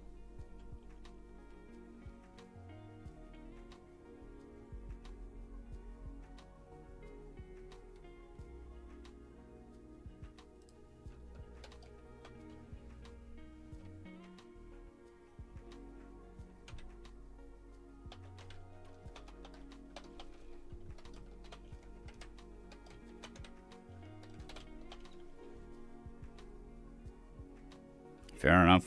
Fair enough.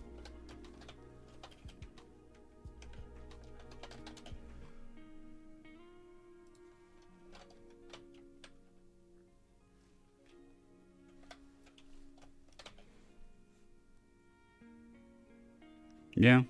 So in YouTube, you can actually make any video an advert. That's called promotion. Turning a video into a promotion. So if you've got a 10-hour stream, you can turn that into an advert, and YouTube doesn't care.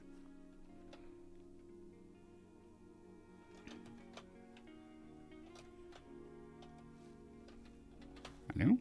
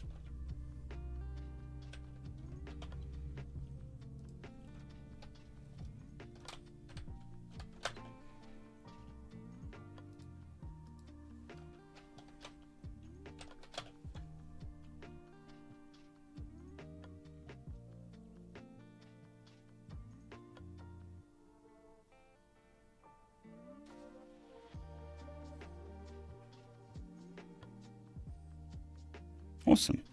I mean, there's 200 people on the live stream at most times. It's awesome. As long as it provides some service to people, I'll keep it up. That's quite funny. It's like, with all your technology, you don't know the right place. I am not there. Give me a second. I don't know who this is.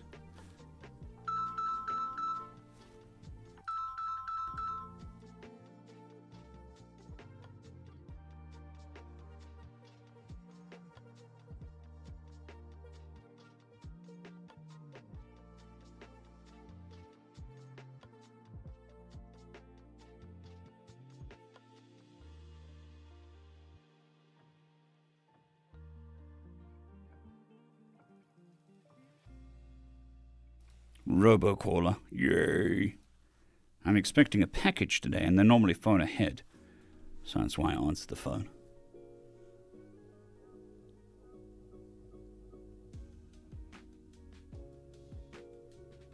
Oh, fair enough. Yeah, the autoplay is weird. I mean, you can turn it off, but then it just turns itself back on eventually.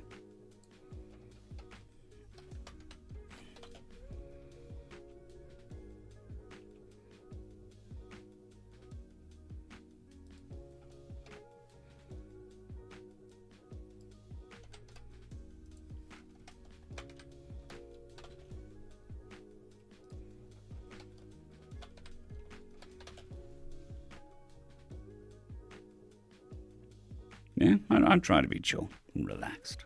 No need to be screaming and shouting. I do that when I read stories.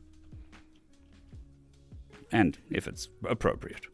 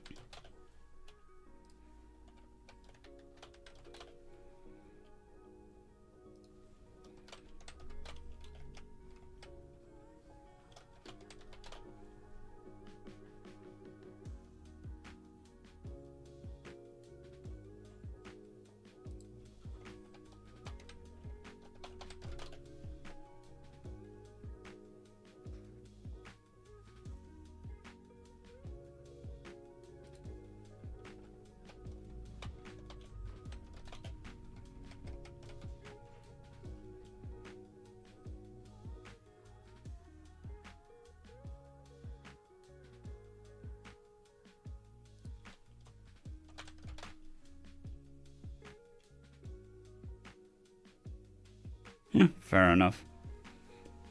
I can understand that.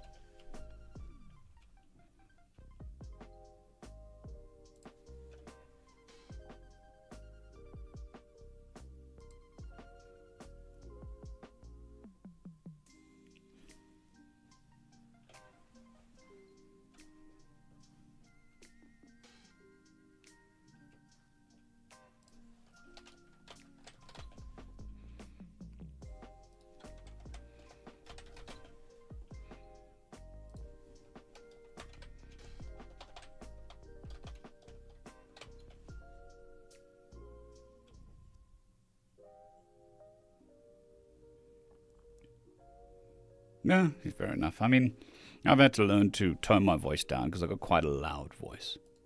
And it carries quite a bit. So over the years, I've had to sort of learn to tone it down a bit.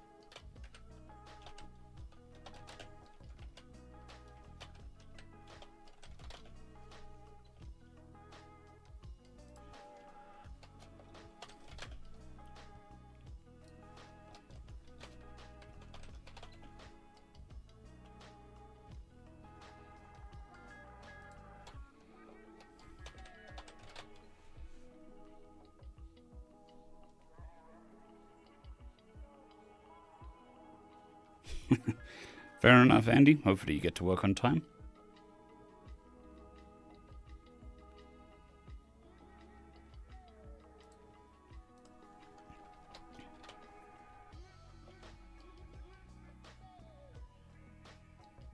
Yeah. I think being more soft-spoken is a bit better. Apparently, even though am soft-spoken, I apparently am quite intimidating when I raise my voice a bit, like with excitement or, telling a joke or something. I don't find me intimidating, but...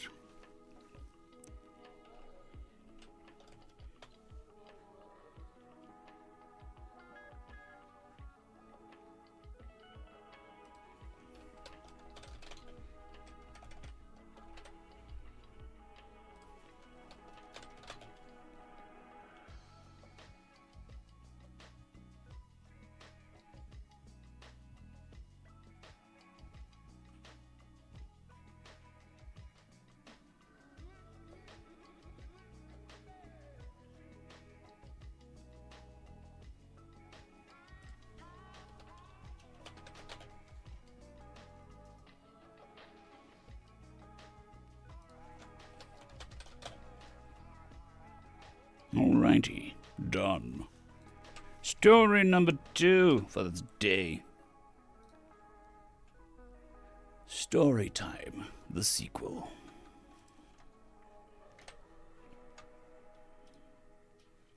Bit of a longish one. Tell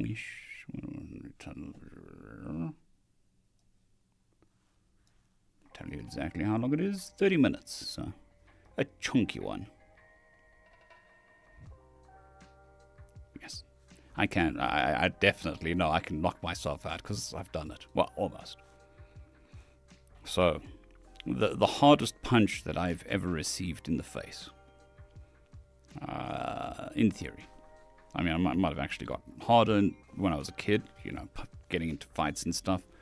But I was in the garage. I was busy working on something. And I needed to loosen a bolt. And I just couldn't get the leverage, so I put it in a vise. And I grabbed with my hand. And I pushed as hard as I could. And then the wrench slipped off. And I went, paw! Almost knocked myself out. Staggered around the garage for a bit. And then went back to loosening the bolt. Ridiculous, I tell you. Ridiculous. What are we doing? Yes, you. Alrighty. Story time. Story mode.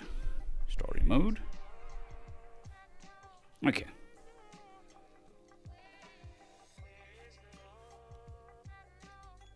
Everything is set. So here we go. Greetings, ladies and gentlemen, and welcome to this latest edition of Re-Tifos, where I take old stories that I've done and bring them up to modern standards. This particular story is called Thicker Than Water, written by Regal Legal Eagle. Devia Cosman Rain Nevershall, Princess of the Ascendant Throne, Grand Duchess of the Crescent Nebula, Wielder of the Sacred Stone, Keeper of the Nevershall Hierarchy Tome, first of her name looked at a small ID card in her hand.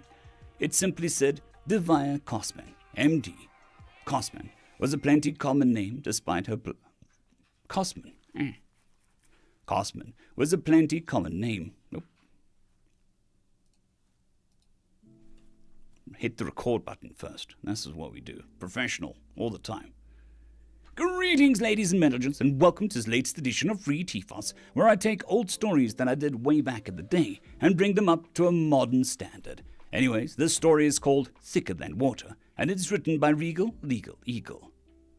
Devia Cosman Rain Nevershall, Princess of the Ascendant Throne, Grand Duchess of the Crescent Nebula, Wielder of the Sacred Stone, Keeper of the Nevershall Hierarchy Tome, first of her name, looked at the small ID card in her hand. It simply said Devia Cosman ND. Cosman was a plenty common name, despite her bloodline tracing back to the original lineage. She rubbed her fingers over the MD with a smile. It was the only title she had to work for. The rest had been given through sheer luck of being born into the right family, or perhaps the wrong one, depending on your outlooks. She was 8th in line to the throne, close enough to be exceptionally valuable politically, but far enough that she didn't have the power or position people thought she did. Besides, her eldest brother had already secured his position as the next in line with a few choice assassinations. He could keep it. She really didn't want the responsibility or the stress. She looked out through the porthole down at the planet that was going to be her new home and smiled a bit wider. She had to sell all of her jewelry that she could get her hands on, appoint a few shady individuals where she could, and call in every favor she had. But she was finally out. Not legally, of course, but it should be at least a week before her family discovered she'd run off. No more banquets, ceremonies, or suitors for her. Miss, we'll be landing soon. She looked up and smiled at the ugly creature that spoke to her. Thank you. She quickly secured a small satchel that held most of her valuable belongings now. They'd bring out a duffel bag of simple clothes once they landed. She took her time to evaluate the ugly crewman. The species was fresh to the galactic scene. Their technology was downright barbaric.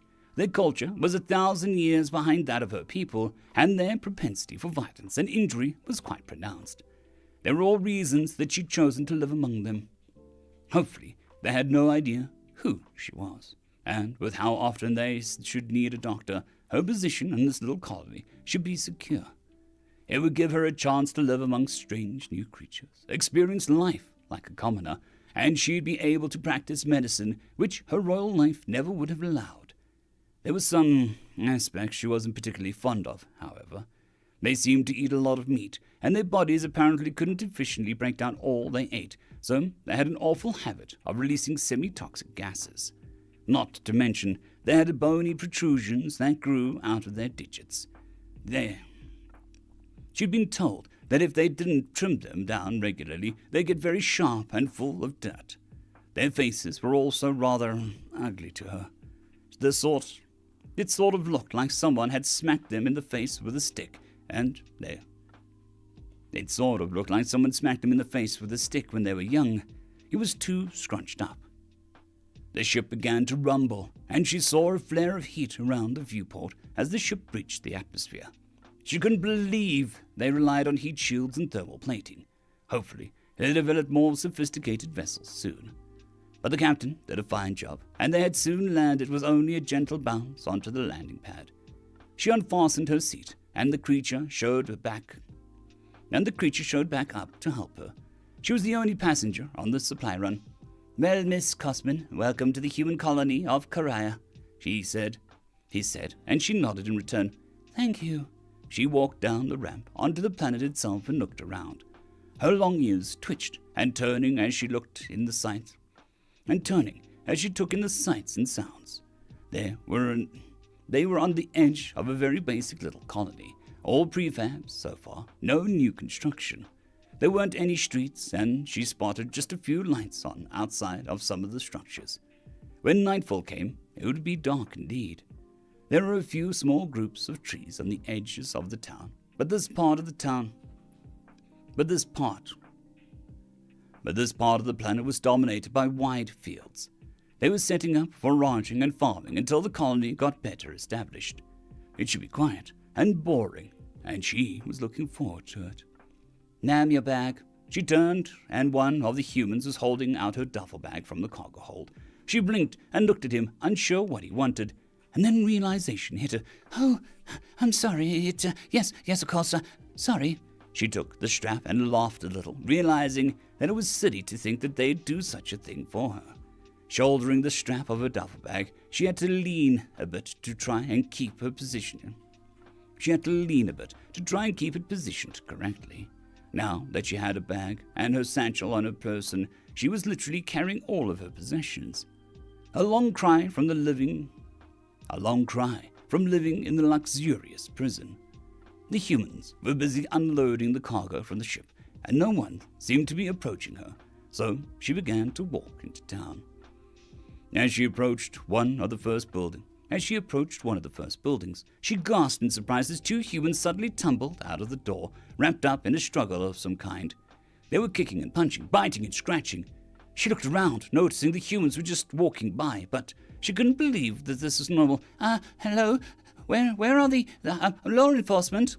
She asked one of the humans walking by, who gave her a strange look and then kept going. Law enforcement, she cried out, trying to find someone to stop the fight. However, after she had yelled that out, the two of them stopped and looked up at her. Yeah, what do you want? She paused, wide-eyed and open-mouthed, as she realized the two figures were wearing armored uniforms. The armored uniforms of human law enforcement. You're this town's law enforcement? Yuck, lady, out here we're the deputies. If you want the sheriff, she's in her office. Yeah, what do you want anyway? You two are having an altercation. Isn't that against the law? The two looked at one another and began to laugh as they untangled their limbs and got up. Ah, crap, lady. It's just brotherly love. I'm Hick and this is Yokel. Howdy. You're brothers. Why were you fighting? They shrugged. I think one of us said something stupid. Probably. And the sheriff allows you two to behave like this? Devaya couldn't believe these two would be protecting her from vagabonds and rapscallions. Well, Mom sure don't like it, but we kind of do it anyway. Your mother is the sheriff? They nodded. Devaya didn't know what to make of it. Perhaps humans were a little too crazy, but she couldn't change her plans now. This was a chance at freedom, so she shrugged. Well, if you're not in conflict anymore, could you point me to the clinic? Oh, you're the new Sawbones. Doc said that he was getting a new one of you. A good thing, too. He gets mighty busy sometimes. Right this way. They turned and began to lead her down the street, as if they hadn't been fighting and were indeed best friends, or brothers, as it turned out. Oh, what's a Sawbones? I searched. Sometimes we run out of the right meds and such, so they just cut injured limbs off and stitch up the wound. She made a face at the idea. That hadn't really been covered in the med school. She knew how to perform an amputation, of course, but they made it sound downright common. So, the colony is equipped with cybernetics lab for prosthetics? No. If you mean them robot arms and legs and stuff, then, no. We put in a request, and in a few months, the supply will bring a couple. Until then, it's all good old-fashioned wood. The horrified look on her face was missed as they led her down the street. They finally stopped in front of one of the prefab buildings at the center. Here you are. She noted the Red Crosses humans used to denote health, but wondered why they didn't have a holo projector above the entrance to mark the location. Perhaps in a town this small, everyone knew where it was. She looked between the two and gave a little curtsy, even though she was wearing pants. I appreciate the escort, Hick and Yokel. Are you calling us names, lady? They suddenly leaned forward, as if she'd insulted them. What? Wait, no, I mean, but isn't, I'm sure. She floundered as she tried to think if she had used the wrong human words before they laughed. Yokel slapped her on the shoulder, and she staggered to the side, barely containing the gasp of pain. We're just fucking with you. See you around, I'm sure. They moved on then and waved. And she supposed that was a friendly human greeting, but she rubbed her shoulder and winced. She couldn't remember the last time someone had struck her, and they had behaved like it was totally normal. A little nervous about her new friends and neighbors, she opened the door to the clinic and stepped inside. There was a small waiting room and a reception desk with no one behind it. Hello? She asked the empty room. Then there was a flash and a blue image of a female human appeared behind the counter. Greetings, I am Diane. Welcome to the New Georgia Clinic. I think we're in Korea, miss. I am a highly sophisticated AI. I think I know what planet we're on. All right. I'm Devaya Kosman. I'm the new surgeon and general physician. Miss, I don't appreciate practical jokes. Talking rabbits cannot be doctors. What? She blinked in confusion. Her tail twitched a bit in anxiety. What was a rabbit? Was that some sort of slur? This was the most confusing AI that she'd ever dealt with. "The hell is the racket?" She heard a gruff voice growl out before one of the doors leading further into the clinic opened up to reveal an elderly-looking human with greying hair and a thick moustache. "Shut the hell up, Diane." I do not recognize this command. Shut down, you electronic bimbo." The blue figure vanished, and Devia was left clutching her satchel nervously as she looked at the human. He looked over at her and immediately relaxed. "Ah, sorry about that. You must be the Lorian doctor I was expecting. Hypocrite's career." She winced as he butchered the greeting, but then smiled. Thank you. Yes, I'm Devia Cosman. You're the town doctor. I wasn't given a name. Dr. Ramon, your English is very good."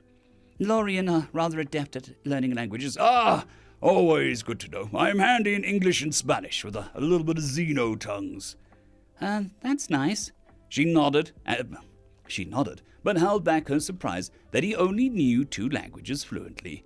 It did explain why he butchered the greeting. "What about you?" 592 fluent languages. The old man arched his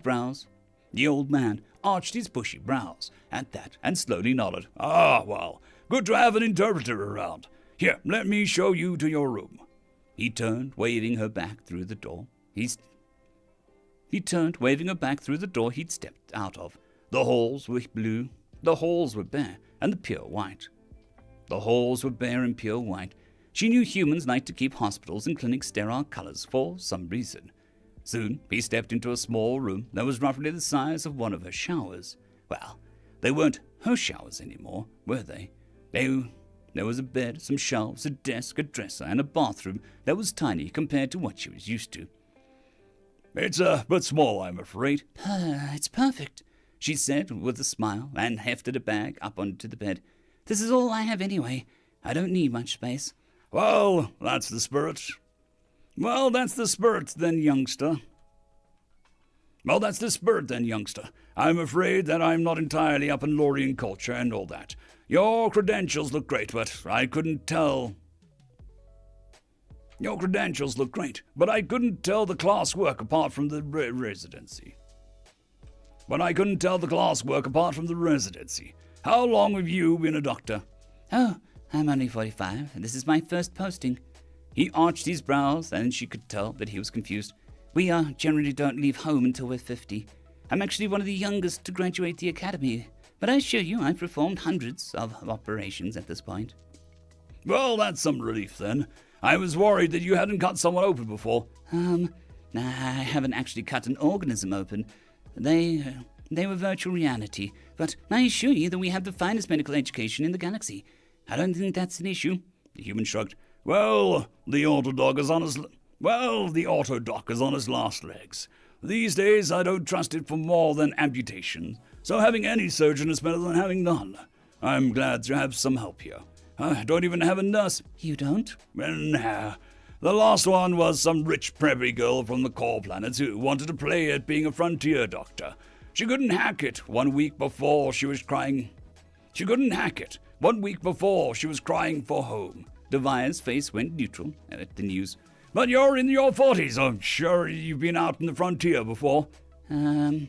"No?" This is my first time away from home." Oh. He looked a bit surprised. Well, I'm sure you'll be fine. Here, let me show you around the place." "Oh, Dr. Ramon?" "Just call me Doc." "Doc, what's a rabbit?" "What?" "The AI. Called me a rabbit." Don't mind Diane. She's a glitchy second-hand hunk of junk. I don't think she has Lorians in her database yet. Rabbits are from Earth. They have long ears and fur and short tails like you, so there is some resemblance." "Oh, are they nice animals?" "They're best known for friendly attitudes, soft, cuddly, nice critters." Devia wondered why he looked a bit nervous for a moment. "Well, that doesn't sound bad. There are worse things to be associated with. Yeah. Anyway, like I said, let me show you around. Devaya groaned as she lay back on her bed. It had been a month since she'd landed, and she didn't think the humans were taking her at all. They kept asking her, "What's up, Doc?" and then giggling about it for some reason. Did it have something to do with Doc Ramon?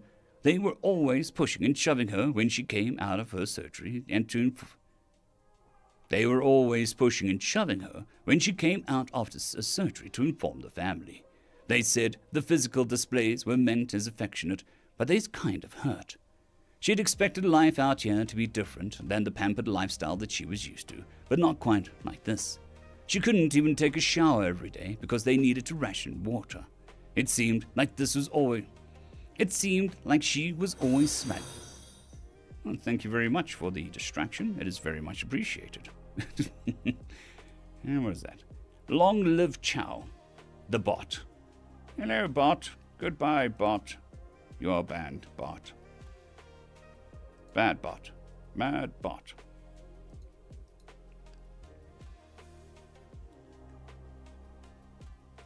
Okay. She couldn't even take a shower every day because they needed ration water. She couldn't even take a shower.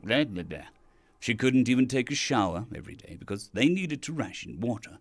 It seemed like she was always smelly, and her fur was starting to get dry and a bit rough. She also couldn't believe how many injuries they sustained. It wasn't like they were in a war zone. Besides falling and accidents, they also inflicted a number of injuries on purpose. At least once a day, it seemed that she had to set someone with a cast, or so as far as 6. And so far, 6 people had been shot. 6. Lorians were omnivores, but there was a heavy emphasis on vegetables and greens. Since she'd gotten here, they had only been 2 days where she'd gotten away without eating some form of meat. They put it in everything. It was starting to give her stomach issues, which she was self-medicating for with some of the medicine in the clinic, but that wasn't a very good solution. She was simply astonished the species had survived this long. One of the females had come in a week ago to give birth, and the infant had gotten tangled in the umbilical cord. It was like it was trying to strangle itself rather than be born. That whole affair had been a 16-hour nightmare. Without a nurse, it was just her and Doc having to take shifts with the help of some of the woman's family around to assist. For the first time in her life, she'd needed to use a stim just to stay awake and alert through the entire procedure. She couldn't even operate because they had to save the various painkillers and drugs for more serious problems Doc had told her. She couldn't even operate because they had to save the various painkillers and drugs for more serious problems, Doc had told her. Maybe this had all been a mistake. She'd seen the news that her family was looking for her and had posted some outrageous reward. What she hadn't expected was the news that various other families were posting larger rewards for her capture. This is all a giant mess that she'd gotten herself into. So much for a second chance. Maybe she'd try to sneak out with the next supply shuttle. She doubted that she'd be missed. None of the humans ever called her by her name or offered her to come to dinner like they did for Doc Ramon. She heard whispers here and there when they didn't think that she could hear. They thought that it was strange for a Xeno to be here. Maybe they just needed a human doctor. The door to her room burst open and Hick rushed in. "Doc, come on, you gotta hide. Someone's looking for you." What? But the human had grabbed her arm and pulled her up. She could barely keep up as she rushed through the halls and into the operating room. Then he cursed as the door to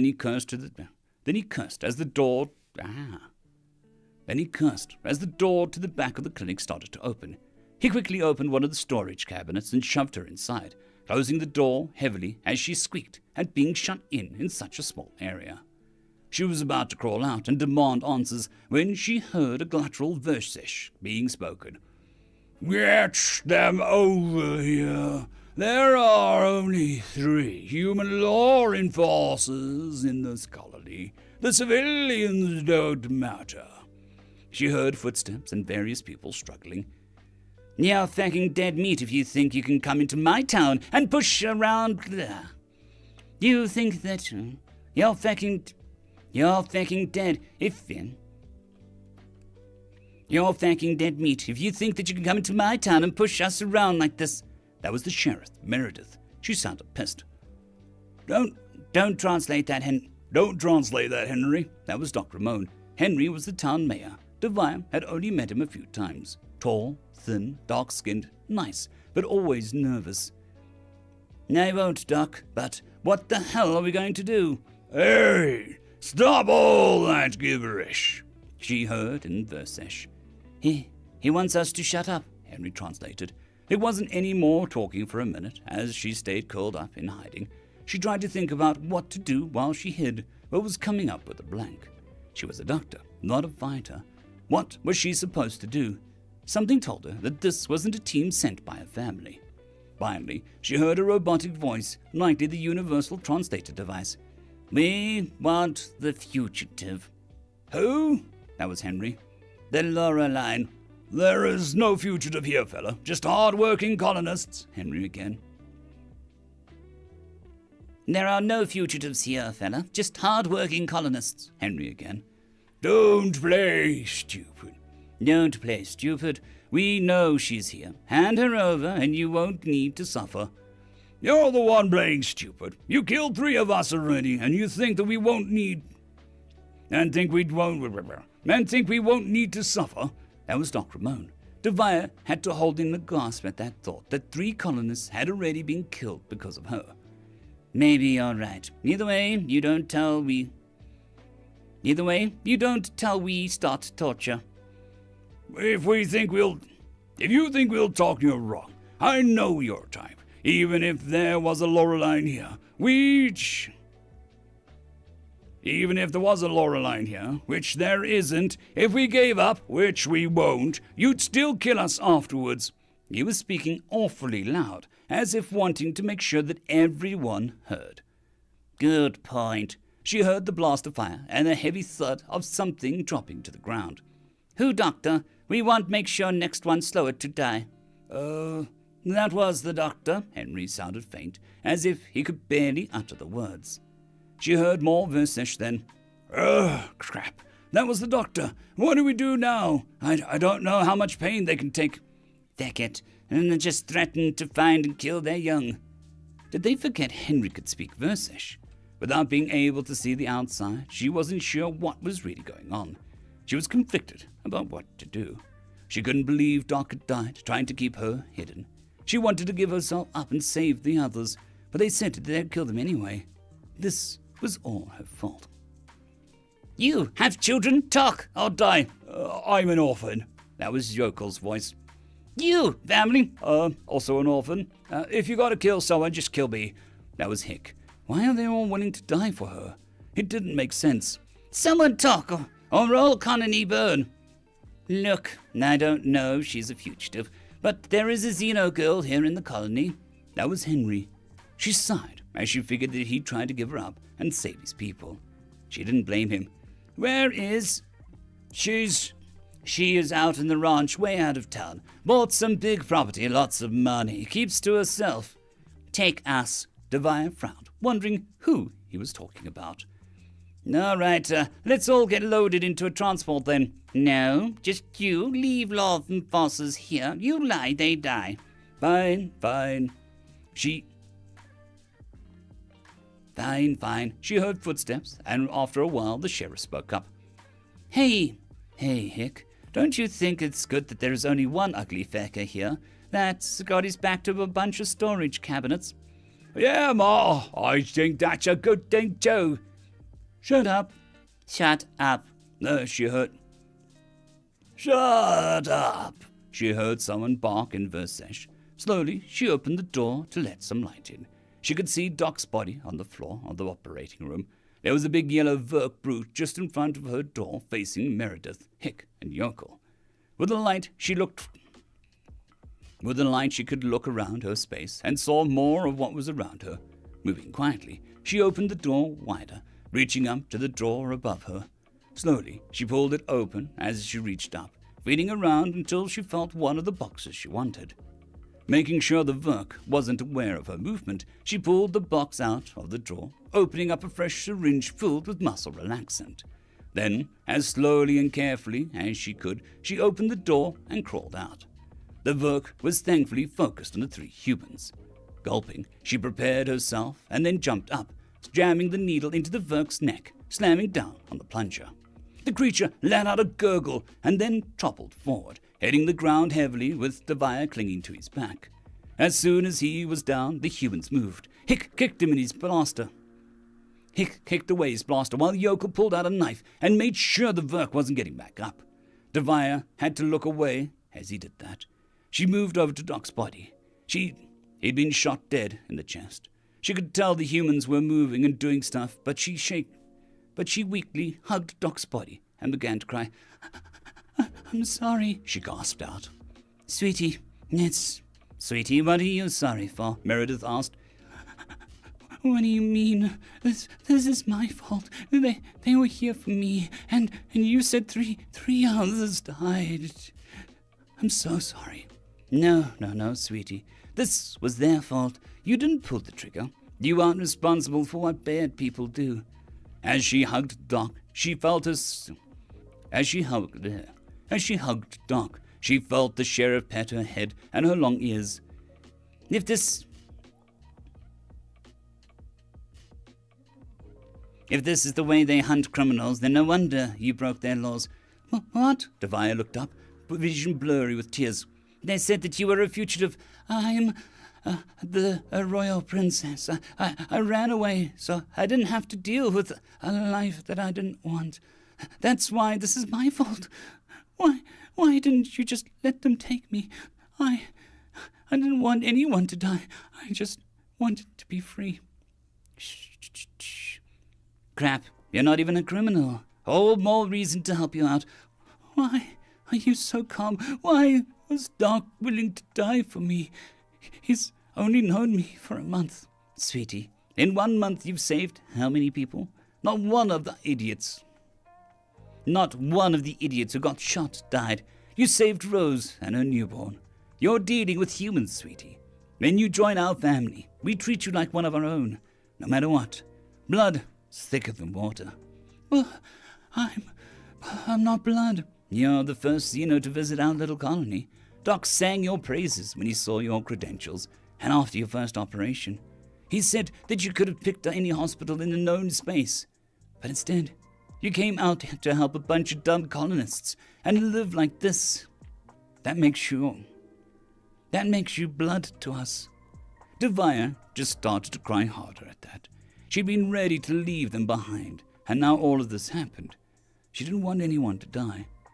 The sheriff then stood, speaking into a comm. Everyone in position? She got some sort of reply and spoke up. Fire away. Devaya jerked a bit as she heard gunfire coming from outside. Who's shooting? There were more out there. They thought me and the boys were the only ones with guns since we're the law. Well, they don't know humans. The fire lasted for a few minutes before it finally ended. She got back on her comm. Got him? There was a pause. What about Henry? Another pause. Good. They're all dead, and Henry's just fine. Come on, we got work to do. We need to pull their ship apart and make it look like they were never here. What? Why? Devaya asked. In case anyone comes looking for them. But you mean you're going to keep hiding me here? Of course. I just told you your family, and to be honest, we need you now more than ever. Since they killed Doc. You aren't mad I brought this trouble? Honey, you just have to understand. We looked after our own.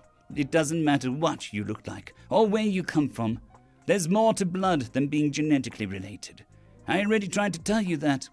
But I heard people talk about me behind my back, and everyone invited Doc to dinner, but not me. I thought you all hated me. Oh, darling, we heard you complain about our food. Henry had ordered up some special veggies to get sent out for the next supply so that we could throw you a proper welcome dinner. We didn't want you to feel obliged to eat what you didn't like. And most people haven't seen a Xeno before, so they were just curious about meeting you. Idle talk. Your family, Devaya. So get a trauma kit and find out if someone out there is hurt. Doc wouldn't want you wasting time crying about him. He'd want you helping people. Devia sniffed back her tears and nodded. The sheriff was right. She moved then, letting go of Doc's body, as Hick, Yokel, and their mom headed out of the clinic. As she grabbed the trauma kit, as she grabbed the only trauma kit they had, she realized now that this wasn't her second chance anymore. It was her third chance. If the humans were this ready to make her one of their own, then she'd never abandon them. With all of their studies, that she'd figured the humans were nothing more than simple, violent barbarians. But clearly, that was a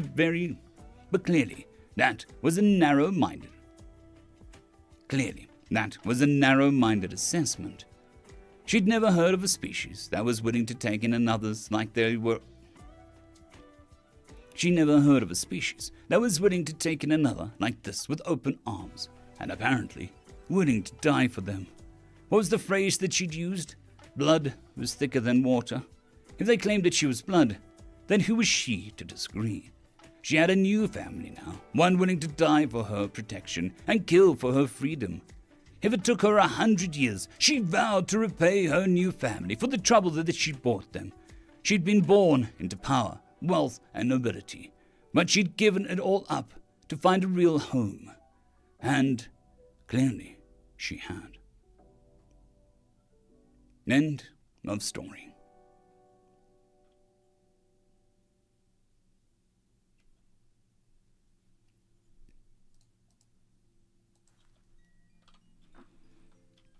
Alrighty. Done with the story. Let me catch up with chat.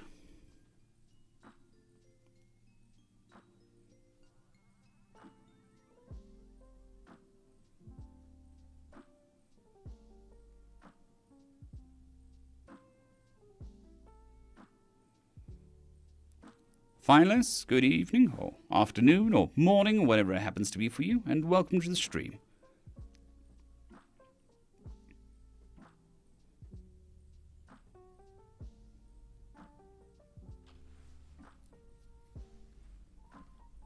I'm sure we'll get more Spiffing stories. I think there are 5. I think I've only done 3. And a little birdie told me that there might be a 6th one. Little birdie is the author.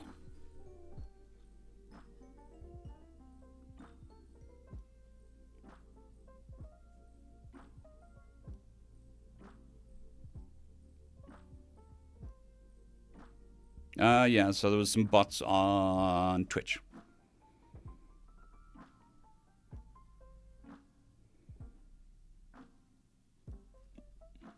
I shall do that. That's easy enough. We'll copy this. What is tonight's story?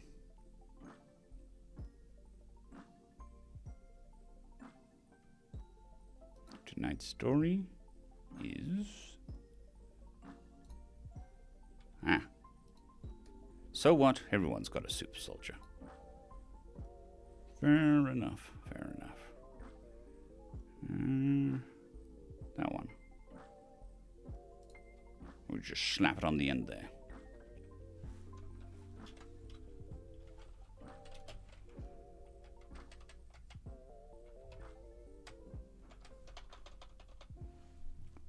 Right. SEO optimization done.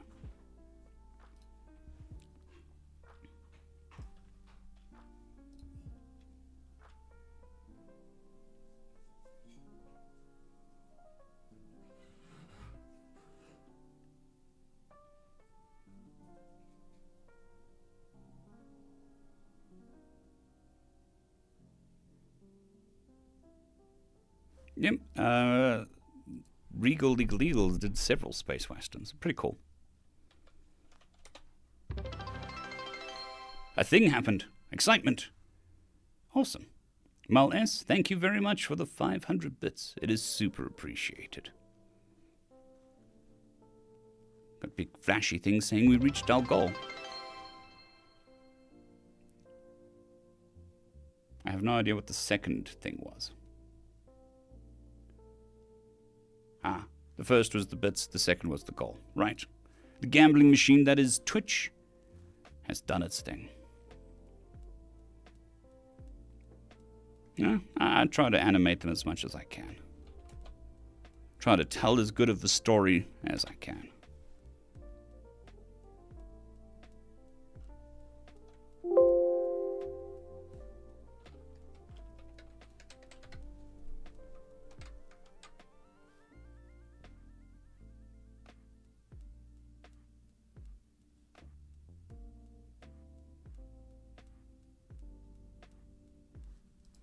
Alrighty. Yeah, very much like Super Chats.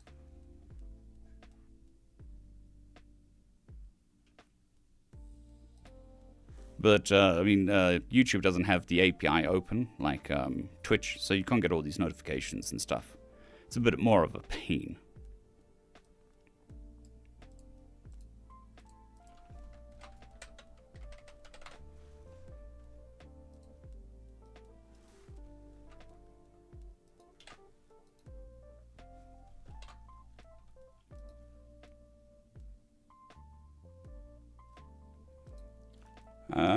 Yep. So, here's the interesting thing. Currency gains interest, but bits don't. So when you buy bits and don't use them, you're technically losing money. That's why they do it. So they immediately earn the money. And they keep it in their bank accounts for 30 days until they pay it out, and they earn the interest off that money. Just a little bit of a nipple twist. Knife twist into the back. YouTube does the same thing.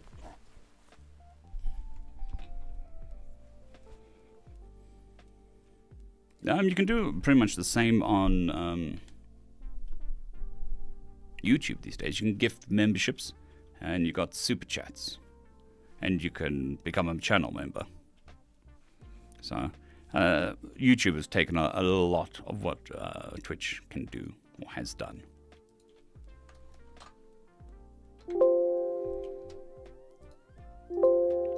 Yes, computer. I know. Stop shouting at me.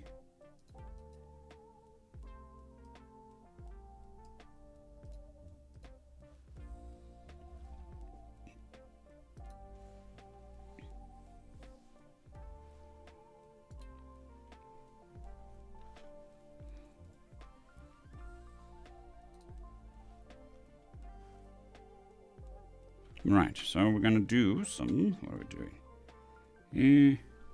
Backgrounds. We need to do some backgrounds.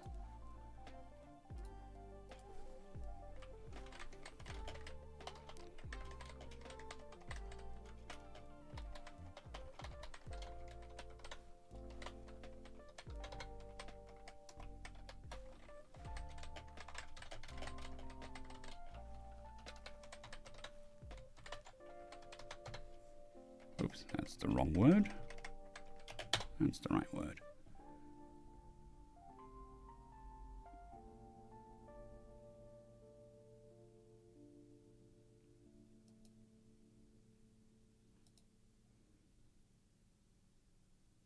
Yeah, my biggest problem with Royal Road is they don't do one-shots. And my biggest problem with Reddit is they don't do recommendations. They don't have like a recommendation algorithm. So it's very difficult to navigate for content. So I kind of want to integrate those two things into my website. Not a problem, sir. Not a YouTube's definitely going to try to steal all the interesting stuff from Twitch. And then Kick is based off of Twitch, literally. It uses the source code of Twitch, so it's also based off of Twitch.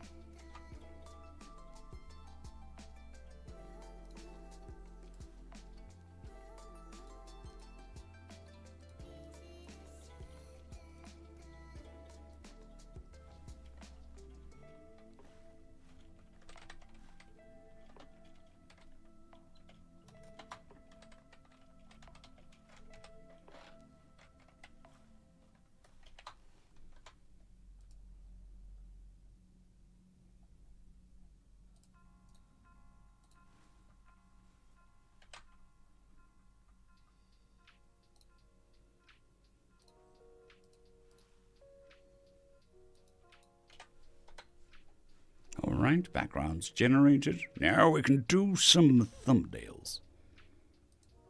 Yeah, I'm in the process of making my own website for fiction.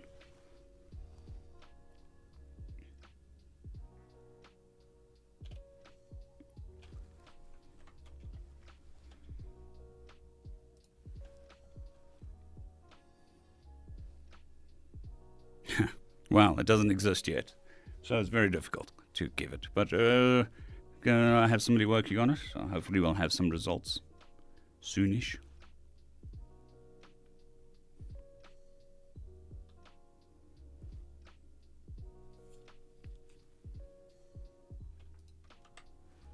Alright, just move it there.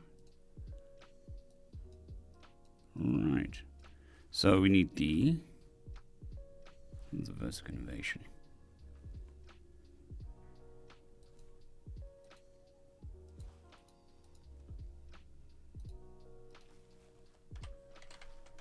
Super realistic.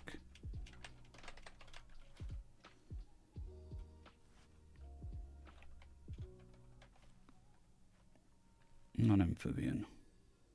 Snake like Halloween costume.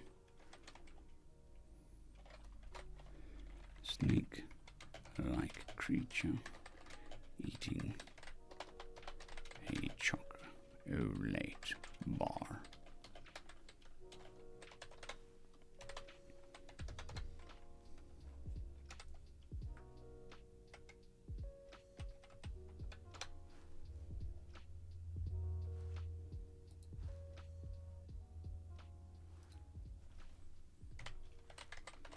And then for a space western, a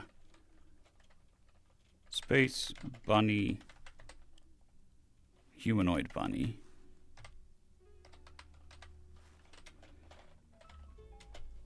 wearing a cowboy hat.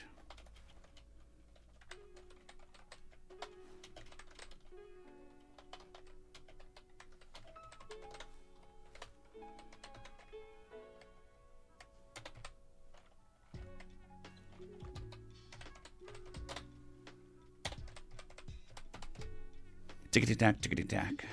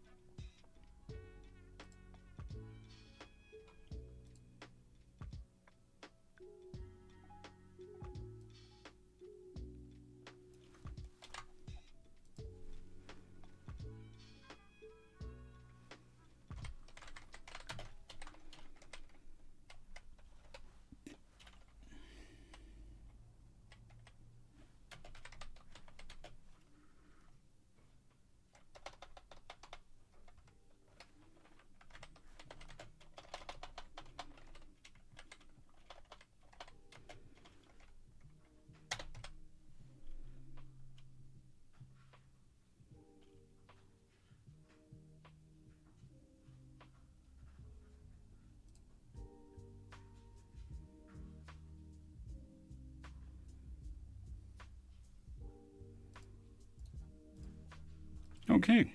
I think we got one.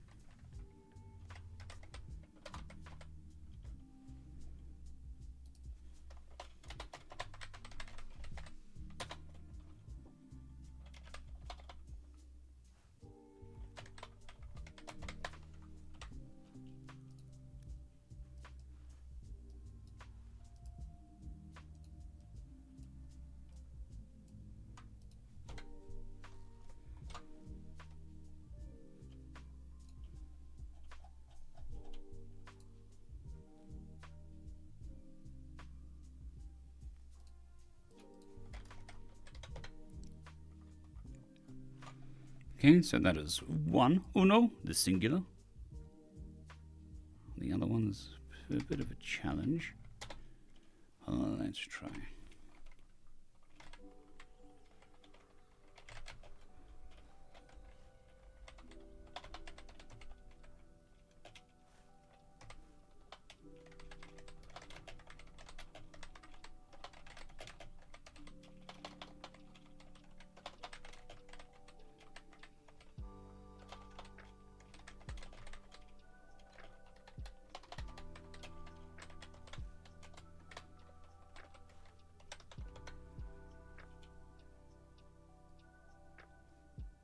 Yeah, these all look horrible.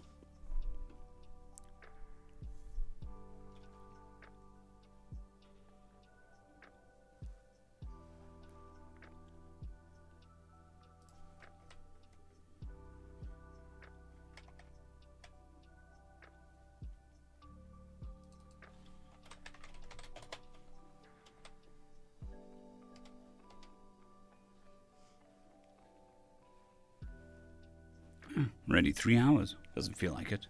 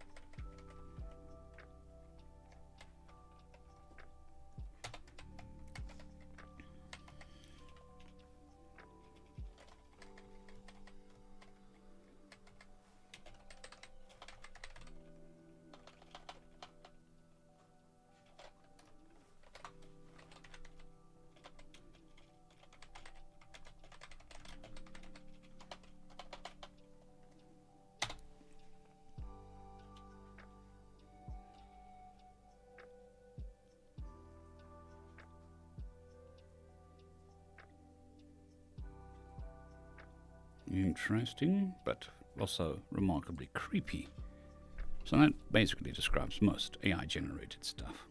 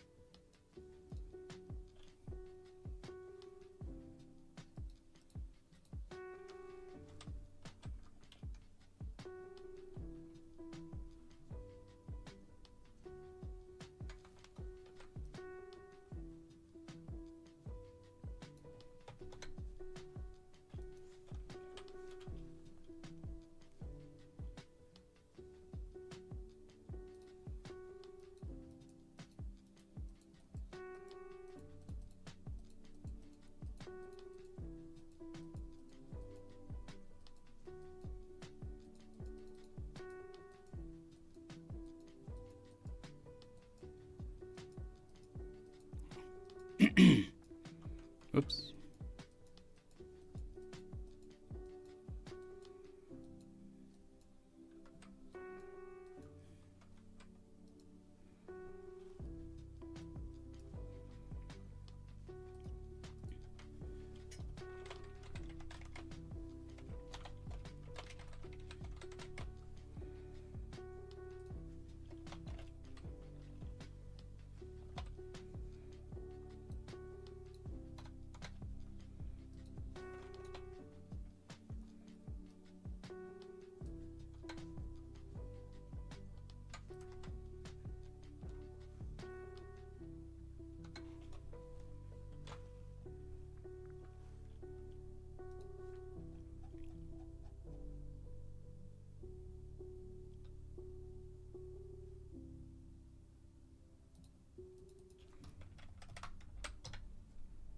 All right.